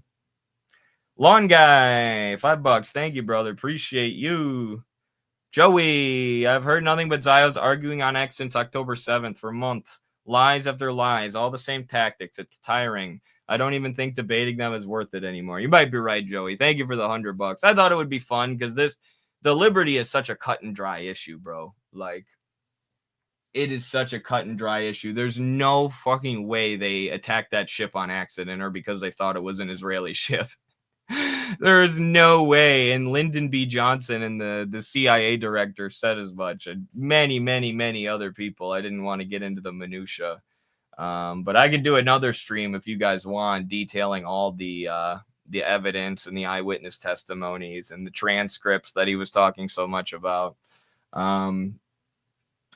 That were released by at one point I was like, we got to be careful with these transcripts because, you know, we don't know what the Israeli government is releasing versus what they're not. And he's like, no, these come from the NSA. Like, oh yeah, an organization that I really trust. The guys who are spying on our cell phones right now, for sure. No, Israel wouldn't lie, or Israel might lie, but they wouldn't. Oh, that's so funny. Let's see here. Let me read. I'm scrolling back up. He's a scumbag. All he could do is point to minuscule, unimportant details. Absolutely. Make your boys men or they'll persist in a weird soy boy state. True. Some people's parents have failed them. Talk really fast and with confidence. Double down. Yes, that's the Ben Shapiro approach to debating. That and hyper-focus on minutia, which is something I did better with that in this debate, if you even want to call that a debate. I did better with the not like getting into the nitty-gritty details so that they can pretend like they got a gotcha or an own. I learned that from the Vouch debate, that you want to keep hitting them over the head with the broad narrative rather than getting into minutia where they can be like, well, you don't even know the names of the groups of jets in the 1967 Israeli Air Force. You know nothing about this. Guy was getting so emotional, LOL. I would feel the same if I was getting cooked that bad, I guess. He really felt that saying more words, he made a better case, and bigger words, you know, more important words. He didn't say you were anti-Semitic, but he said you were focused on this issue just because they're Jewish. Are you serious? He said that? Bruh. I don't remember him saying that. Oh, he's a Prager U, makes sense. Yeah. No, he's just a propagandist. Maybe I should have explained that to you guys going in. I'm sure you could tell right away. But what's the Israeli pilot's middle name and favorite color? I should ask that. Thank you, Michelle Vincent Corbeau, for the $1 member. The one gifted membership. Appreciate you, brother. Thank you so much. Shout out to whoever gets that membership. I hope you enjoy it.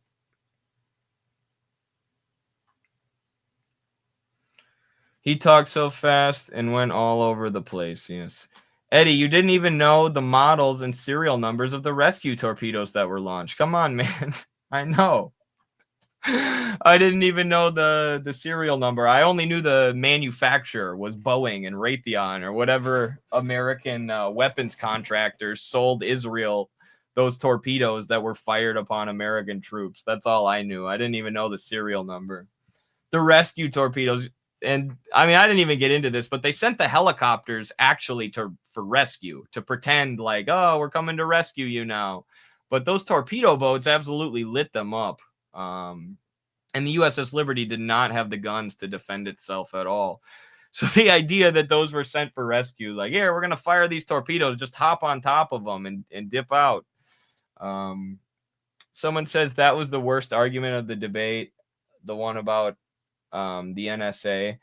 The worst argument I thought was, what was it? It's slipping my mind now. The worst argument was that they identified the USS Liberty as an American ship earlier in the day, but then later in the day, they didn't, because they didn't have the capability to, and because it had moved areas. That was the worst argument. Sure, they identified the ship early in the morning when they sent out reconnaissance jets, but then when they came back to the ship, then they couldn't tell what it was, and they opened fire on it. But you can't blame them for that. It was later in the day. I'm going to go out and shoot, I'm going to go out and find an old grandma walking down the street. And then later on in the day, I'm going to go further down the street and find the same old grandma and shoot her. And I'll be like, well, you can't blame me. I didn't know she was a grandma. I had only seen her earlier that day. Come on. Let me shoot her with a torpedo. Oh, so bad. Is Cam in the chat? Yes. I knew he would come in here. Nice hair dye. Thank you. I got this after the wrestler I coached got 6 at the state tournament. He had never qualified before, but I got him up to 6. I did it with his family because they were so happy about all the success he was having.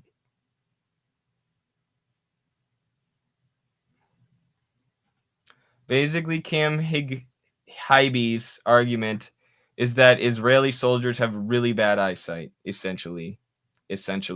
Israel is both the most advanced, high-powered, high-tech military in the world, but also a military that can't see 20 feet in front of them. A military that can't tell the difference between an Egyptian ship and an American ship. It's tough for them. But they're high-tech and advanced, trust. Medher should flee to some place like Moscow, probably. He should stop attacking Jackson, too. Just kidding. Solidarity with him in his battle against the state, of course. Of course. Jesus Christ, RJ. Oh, my gosh. Oh, my goodness. Is there a React video we could do before we wrap this up?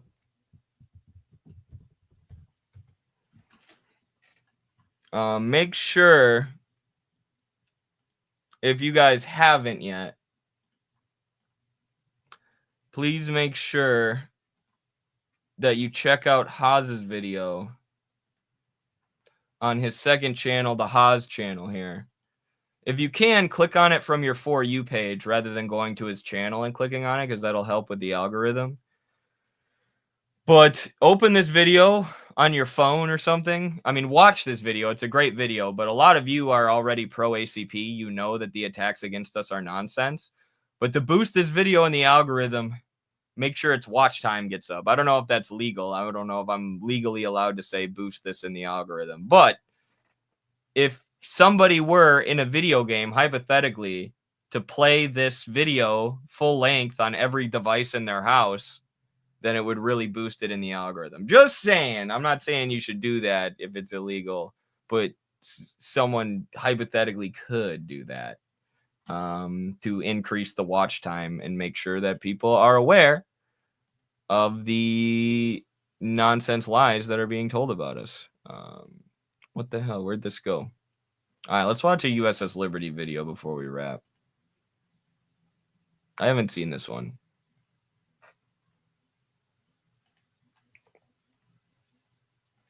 I had to grab my charger quick. One sec.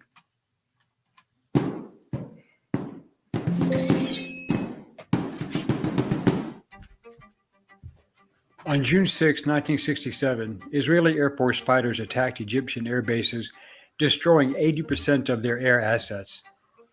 By June 7th, the air forces of Jordan and Syria were also destroyed, mostly on the ground, but the war was being monitored.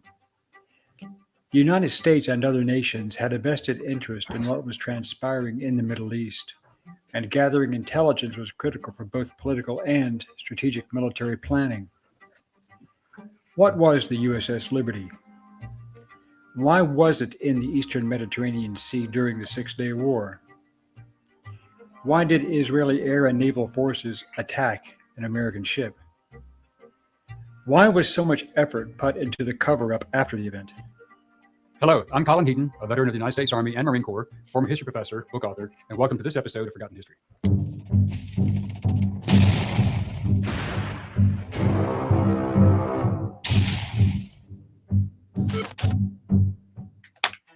USS Liberty was a floating CIA intelligence gathering platform monitoring all transmissions from all sources involved in the 1967 Six-Day War. Israeli progress was followed, as well as the Arab coalition of Egypt, Syria, and Jordan. This person says it was a spy ship. Yeah, it was a spy ship that was disguised as a technical research ship. So that's why they didn't have any guns or really any serious ability to defend themselves. And probably one of the reasons why Israel picked the USS Liberty for their operation was because it was disguised as a research vessel. So they had puny guns, guns that wouldn't actually be able to take out a torpedo boat or jets, dropping napalm on them. But that's what it was doing. Yeah, it was gathering intelligence in the region for the United States, intercepting communications and things like that, which Israel was not a huge fan of because, like I said, they were mass murdering Egyptian prisoners of war and wanting to seize the Golan Heights. They had all sorts of reasons to take out the Liberty. Known as the United Arab Republic. As a result, Israel secured Sinai, all of Jerusalem, and the Golan Heights. But Israeli intelligence had reported to Chief of Israeli Naval Operations, Admiral Issi Rahar, that a ship had fired upon El Arish in Sinai. This was proven to be a ruse. The only ship in that area was the USS Liberty, which flew the U.S. flag and was in international waters. In what was described by both President Lyndon B. Johnson and the Israeli government as a case of mistaken identity, Israeli air and naval assets attacked the USS Liberty on June 8th, killing 34 Americans and wounding 172 of the 294-man crew. Previously, the United States had announced that it had no naval forces within hundreds of miles of the battlefront on the floor of the United Nations a few days earlier. However, the USS Liberty was assigned to monitor the fighting. As a result of a series of United States communication failures, whereby messages directing the ship not to approach within 100 miles were not received by the Liberty, the ship sailed to within 14 miles off the Sinai coast. Also notified of the supposed attack upon El Arish were Colonel Shmuel Kislev, head of Israeli Air Force operations, and General Yeshayahu Ben. I also quoted that guy's testimony repeatedly. He just ignored that part because the freaking head of the Israeli, I believe he was the Air Force operations guy, because he basically admitted it, that they knew it was American. And when asked, he only sent them to figure out what kind of ship it was after the attack. And he was asked at that point, what do you think it is? He said, American. The person asking him that said, what? And he said, American. That's, again, those are in the transcripts that he was asking for from really high up Israeli official. But, again, it's just his opinion, right? Whenever I bring up the transcripts, it's opinion. And whenever Cam does, it's a primary source that can't be defeated. Head of Israeli Air Force operations, and General Yeshayahu Benket, the head of Israeli Air Force intelligence. Kislev told his pilots that, quote, if they could confirm that it was a military ship, they could hit it, end quote. The naval contingent was also on the alert. Beneket wanted to have positive identification of the ship that may have been involved. Israeli Dassault Mirage fighters passed by and gave their report. The flight leader confirmed that it was an American ship. More Israeli fighters attacked at 14:05 hours for 20 minutes, firing cannons, machine guns, and rockets, and one report from the first pilot who hit the ship stated that oil was leaking.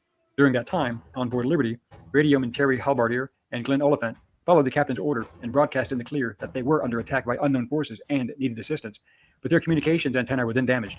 They performed a manual repair and began transmitting in the open as their secure channel was being jammed. The 6th Fleet received the SOS.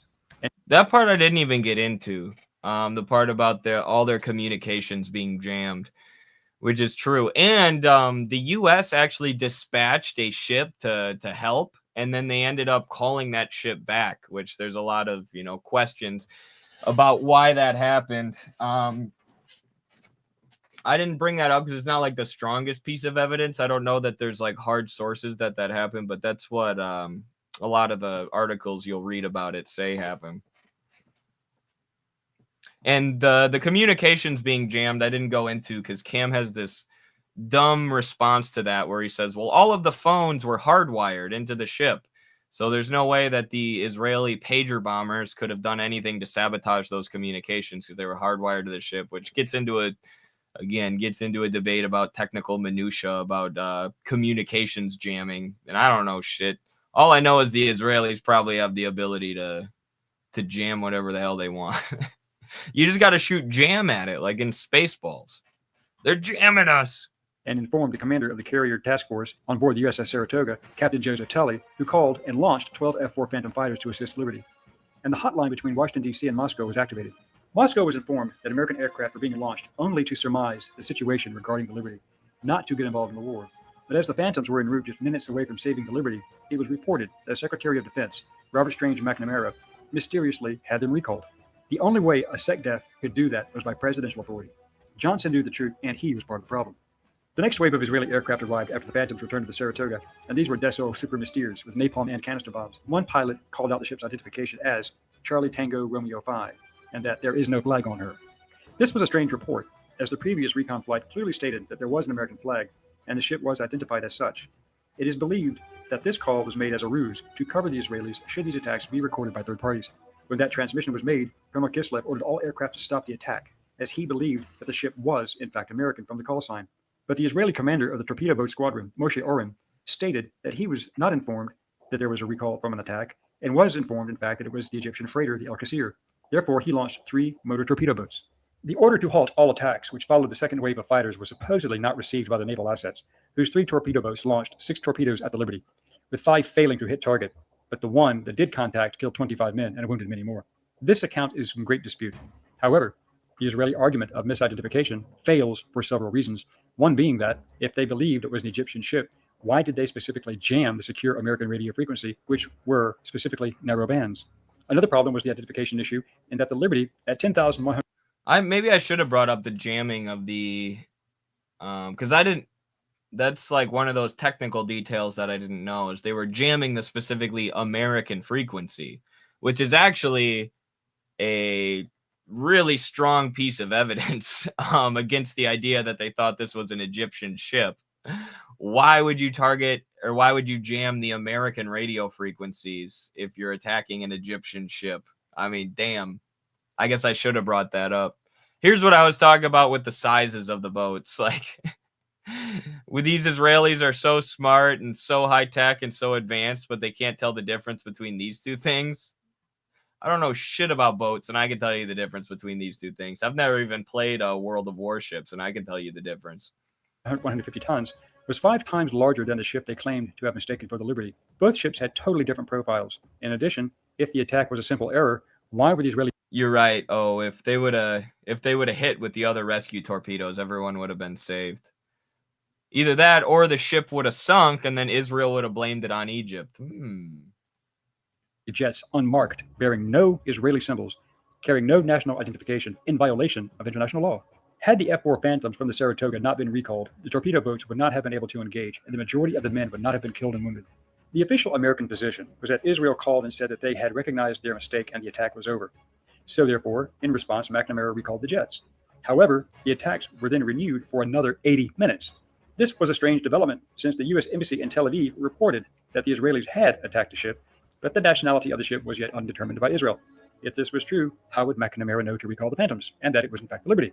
The SOS was resent after the damaged antenna was repaired again, and it was picked up this time by the aircraft carrier USS America, and 2 ships were dispatched. 3 life rafts were deployed so men could get off the burning ship, but the torpedo boats focused their fire, destroying 2 of the life rafts and sweeping the decks to kill as many men as they could to prevent an evacuation. That act alone is a violation of the Geneva Convention, not to mention attacking a ship from a non-belligerent nation in international waters. Another strange development was when, after the 2-hour attack, the ship and crew headed to Malta, the 6th Fleet Commander, Rear Admiral Isaac Kidd, ordered the survivors to remove the ship's name from their uniforms. In fact, Admiral Kidd even ordered them to go ashore in civilian clothes, which the men were not supposed to have anyway. They were also told to grant no interviews and do not discuss the situation, even among each other. Otherwise, they would face court-martial and prison, or, even worse, for violating national security. Both the Israelis and Americans involved had their opinions on what happened and why. One voice was that of Navy Captain Dr. Richard Kiefer, who was wounded badly himself, but worked for 28 hours straight saving lives when he could. He received the Silver Star. Captain William McConaughey received the Medal of Honor for his efforts following the 13 repetitious attacks after his bridge crew were killed, himself badly wounded. His recollection was that the aircraft hit the ship from every direction in multiple waves. Since the attack involved the Israeli Air Force and the Navy, that made it a combined arms attack, meaning that it was coordinated, which also meant that command authority came from the seat of government. The military did not simply attack an... Sorry, I spaced out for a little bit there, people. Joey said that shit's insane. I wish I would have seen what you were saying, or what you're referring to, but what was I? This is what I wanted to comment on. All of these American naval officers were in a conspiracy to oppose Israel, obviously. LOL. Yes. It's much easier to believe that high-ranking U.S. government officials and naval officers created a conspiracy against the Israeli government, who they always tend to support and back. It's more easy to believe that than to believe that the Israeli government, which lies and lies and lies and does nothing but lie, and the Zionist lobby and various Zionist organizations tried to cover something up, or tried to lie about an event, or tried to manipulate an event a certain way.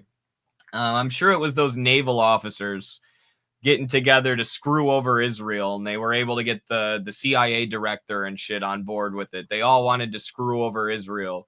And it was a big old conspiracy to lie about Israel and their honorable intentions to torpedo a Egyptian ship. It definitely wasn't a Zionist conspiracy. Think about it. It's the naval shipmen who have all the power in this country. Unknown ship in international waters, let alone an American ship without orders.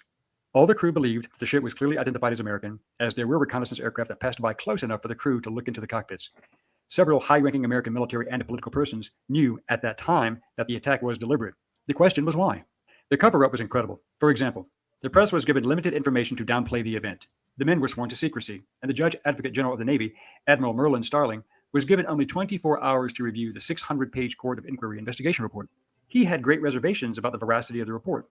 In fact, the Navy inquiry did not allow any testimony or evidence regarding the unmarked Israeli aircraft. No information was included about the life rafts that were shot up, or the electronics transmission jamming, or even McNamara's recall of the American fighters. This was the first and only time in U.S. history that a board of inquiry refused to accept testimony from American service members who survived an attack and only accepted the statements of the forces that had attacked them. Bill LeMay, a crewman, was given the name tag Smith, removed from a hospital ward with a dozen other patients and placed into a single room. A naval officer soon entered and told him that his name was now Smith, that he was never on the Liberty, and he was never to discuss the matter.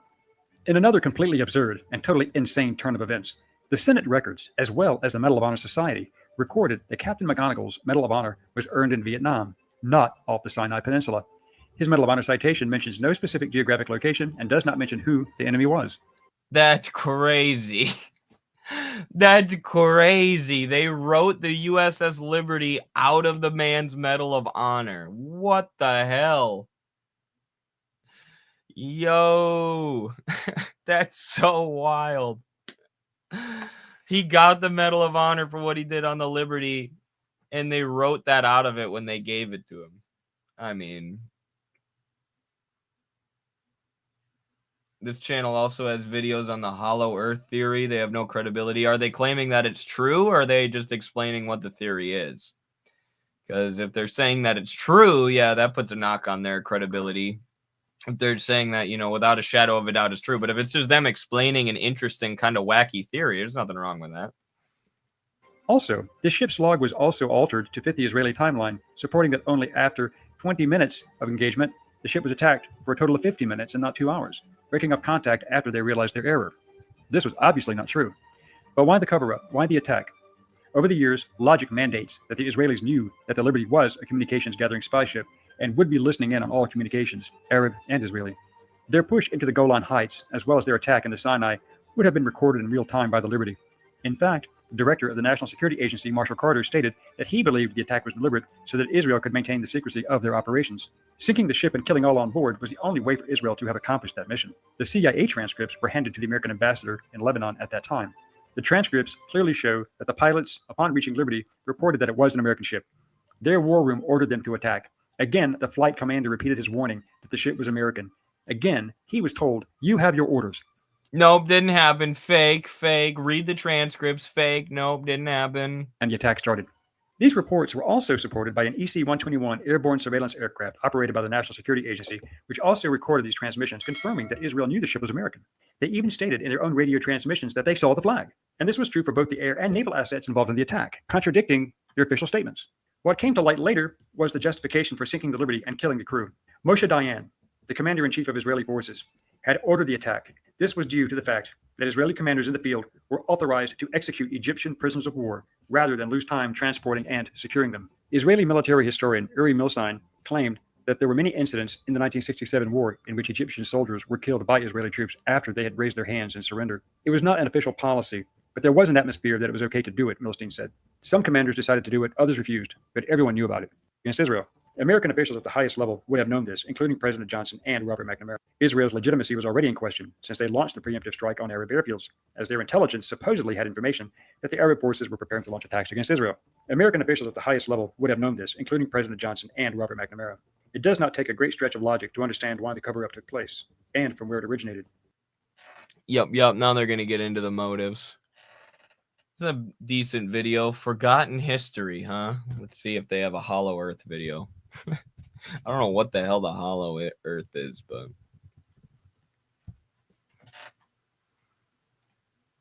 what's really inside our planet? Hello. Yeah, I don't know how I feel about that introduction either. Seems like something a JQer would do. Now I am skeptical of this channel a little bit. Just scratched the surface of the Earth. We drilled down like 8 miles, and we had to stop because it got too hot. Out of 4,000 miles, basically, to the maker, we will try to answer these questions on today's episode of Forgotten History. Who knows what the guy's politics are? Could just be a U.S. military veteran. But that was the other reason I wanted to do this debate, was because a lot of the times it's JQers debating this, right? It's people who really do, like, in a schizophrenic way, look for Jews in every single political situation to blame on them. And a lot of them are the ones who debate this issue just because it's one that they're, JQers are obviously very focused on, because the easiest way to lie to people and get them to believe something like the Jews are pulling all the strings and are in power is to draw from things that are true. Like Israel attacking a U.S. ship deliberately in 1967. That is true. So the JQers draw from that and use it to push this argument that Jewish people are just running everything. But I thought it would be good for somebody who's not a JQer, from somebody who's more objective to give an analysis of this. Not that I'm objective on Israel. Obviously, I'm anti-Israel, but I'm not pro-United States, or pro-U.S. government or pro-U.S. State Department either, So really, I tried to go in as objectively as possible and just see what happened. But, it's almost the mainstream narrative at this point is pretty much that Israel deliberately did this, right? The official story, the official narrative just means official as in it was accepted by the U.S. and Israeli governments. Pretty much everybody knows at this point, especially since the Moore report, that this was a deliberate attack. I don't see many people trying to deny it anymore, but yeah, now I've thrown my hat in the ring.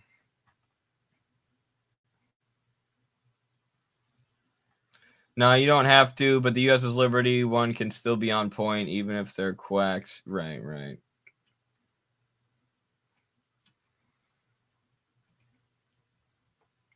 Right. No, that's why everyone I drew from was like a eyewitness testimony or like a U.S. government official to show that it's not crazy conspiracy theorists who believe this. It's everybody who is involved with it.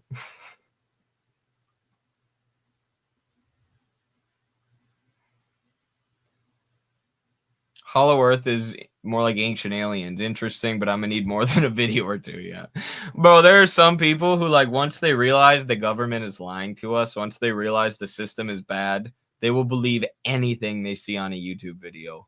Anything. Like, bro, the government's really bad, and they're, poisoning the food, doing really crappy food production, and poisoning us with big pharma and trapping us in debt. And you're like, yeah. And they're like, also, there's 2 suns, and the earth is hollow and also flat. And you're like, huh? And Nancy Pelosi's a lizard. And you're like, well, on that one, you may have a point. She may be a lizard. They're making the freaking frogs gay. Exactly. But Stalin was worse. Yeah, I've noticed a lot of people, though, a lot of right-wingers are starting to come around. Cynical move. Even on This is the all in.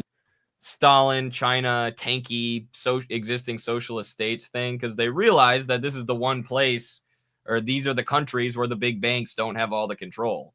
These are the countries that aren't completely co-opted by finance capital and where they don't let these people do whatever they want. I've had a lot of conservative friends tell me that recently, and like, the answer isn't communism, but you know what? All these communist states seem to be a lot freer than us.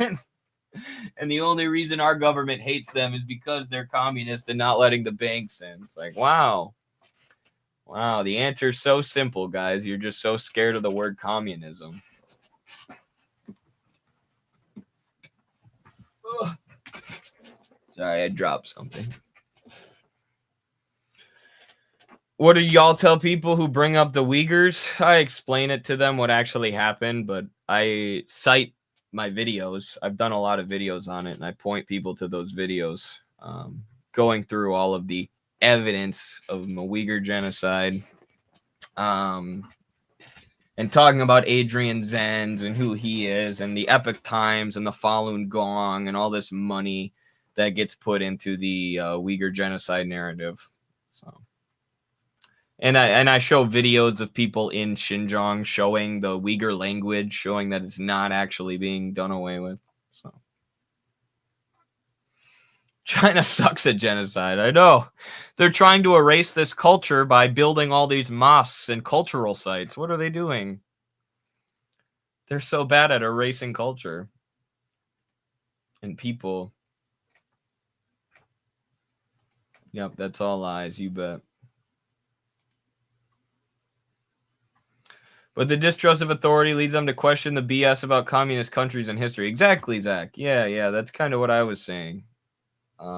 Yeah, and that's an easy connection to tie for people. Be like, why do all these big banks who run everything want to overthrow China and Iran and Venezuela and Cuba? Why? Why? It's because these are the countries who are actually fighting the global international financial system. And if, you believe that finance capital and the ruling class controls the media, that the media is just completely corporate owned and controlled, which it is, why would you believe what they tell you about existing socialist countries? And if you think that the education system is controlled, why do you believe what they teach you about historical socialist countries? It's an easy connection to draw for people. Why does George Soros hate Xi Jinping? Exactly. Yeah, that's a good one for conservatives. Just, you just got to use George Soros and you can convince them of everything, of anything. Like, George Soros doesn't like Iran. They'll be like, long live the long live the Ayatollah. My voice gave out before I could make that joke. It was a good joke. Zios come in every religion and race. True. I think about 50% of Zionists are Indian. I don't know why there's so many Indian Zionists, but holy shit. I'm pretty sure that Vivid guy on X, you guys know who I'm talking about? I'm pretty sure he's an Indian, which is wild. Because all he does is fight for Israel. Look at this shit. Look at his freaking profile picture. If you haven't seen this, you're in for a laugh, folks. Look at this guy. This is an Indian guy. Pretending to be like a furry Zionist soldier. A Zionist warrior furry from India. Oh my gosh. What are you doing with your life, sir? Getting paid those Zio bucks, I suppose. Allegedly Indian, but likely. Yeah, we're not sure. We're not sure. This Vivid guy is on my feed all the time. Yeah, I think Elon Musk gave him like the boost machine or something. Make sure everyone goes and tells Cam how bad he lost that debate. I'm sure he'll be trying to convince everybody that he won, and then he'll be trying to get it to go viral on Zionist Twitter so he can get noticed by corporate propagandists and make more money. So everyone go make fun of the Zionists and tell them how bad that they lost. How bad they lost.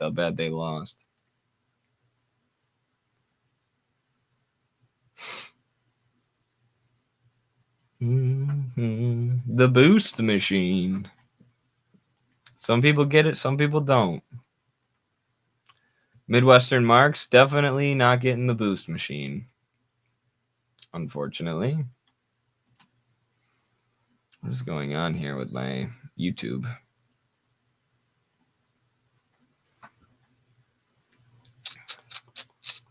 All those schmucks. All those schmucks. Those schmucks who fought for our country and got bombed by our greatest ally. Bunch of schmucks. Cam Higby of PragerU is a real man. Philip Turney is a schmuck. I should probably clip that debate too, but I don't care enough. Nobody with a brain is going to listen to that debate and believe Cam. It's going to be all the Zionists boosting him. And anybody who actually takes the time to listen to it will realize the reality. I don't think we need to waste time making clips of that. Anybody with a brain who kind of understands what's going on in the world, who isn't a paid propagandist, will realize the reality there. You know, Wild Siberia, he's a great channel.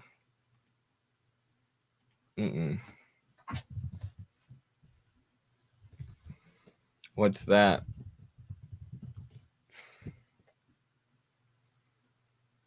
Oh, this looks interesting.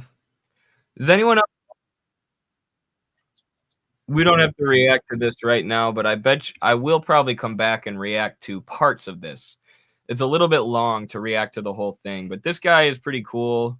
Unsolicited Advice is the name of his channel. I've been watching him a lot lately. He talks about philosophy and literature. He's not like a Marxist or anything, I don't think, but he's, you know, he's interesting to listen to. He's a smart guy, smart young man. But he has a video here, how influencers hijack Stoicism and what they got wrong. That sounds extremely interesting to me, because there are a lot of influencers using Stoicism and sort of manipulating it for their own influencer purposes. So you can look forward to this on the next Eddie Liger Power Hour. We'll react to some clips of this, but I'll give people one chance. Any other questions or super chats or real quick topics of discussion that anyone wants to bring up in the chat before we head out? This has been a great stream. Got the debate and then the debrief afterwards. Got to interact with the chat quite a bit. Pretty fun stream today. Obviously unique compared to what we normally do, but yeah, I enjoyed this. I'd love to do more debates in the future. Bring it on. And, you know, as little as we think of Cam's intellect and his political ideology, I do appreciate him for actually stepping up to do the debate, because so many people seem afraid to.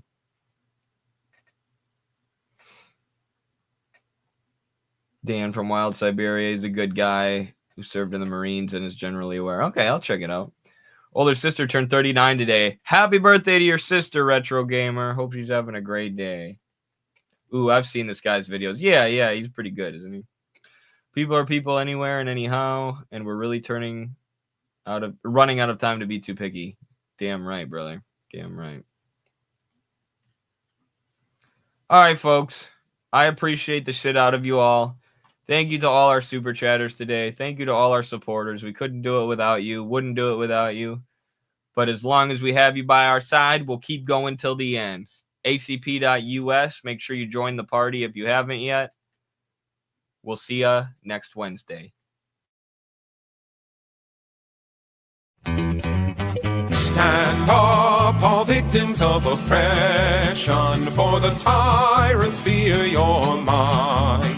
Don't cling so hard to your possessions, for you have nothing if you have no rights. Let racist ignorance be ended, for respect makes the empires fall. Freedom is merely privilege extended, unless enjoyed by one and all. So come, brothers and sisters, for the struggle carries on. The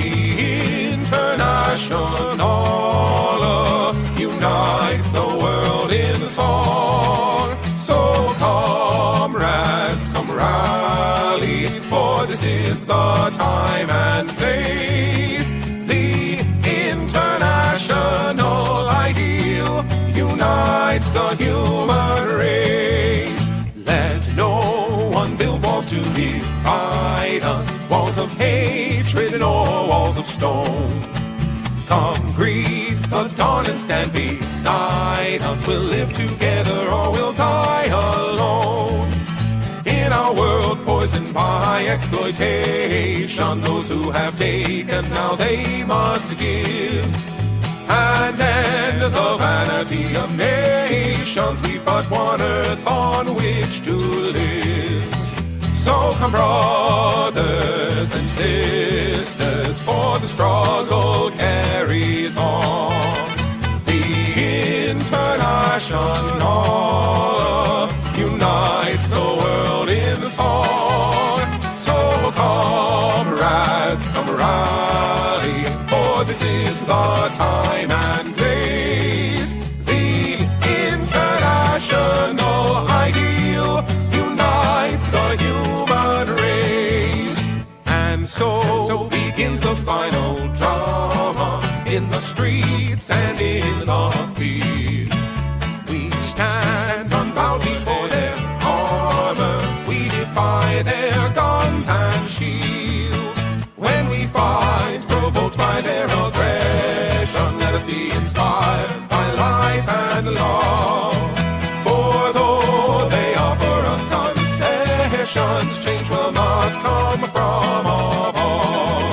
So come brothers and sisters, for the struggle carries on. The International unites the world in a song.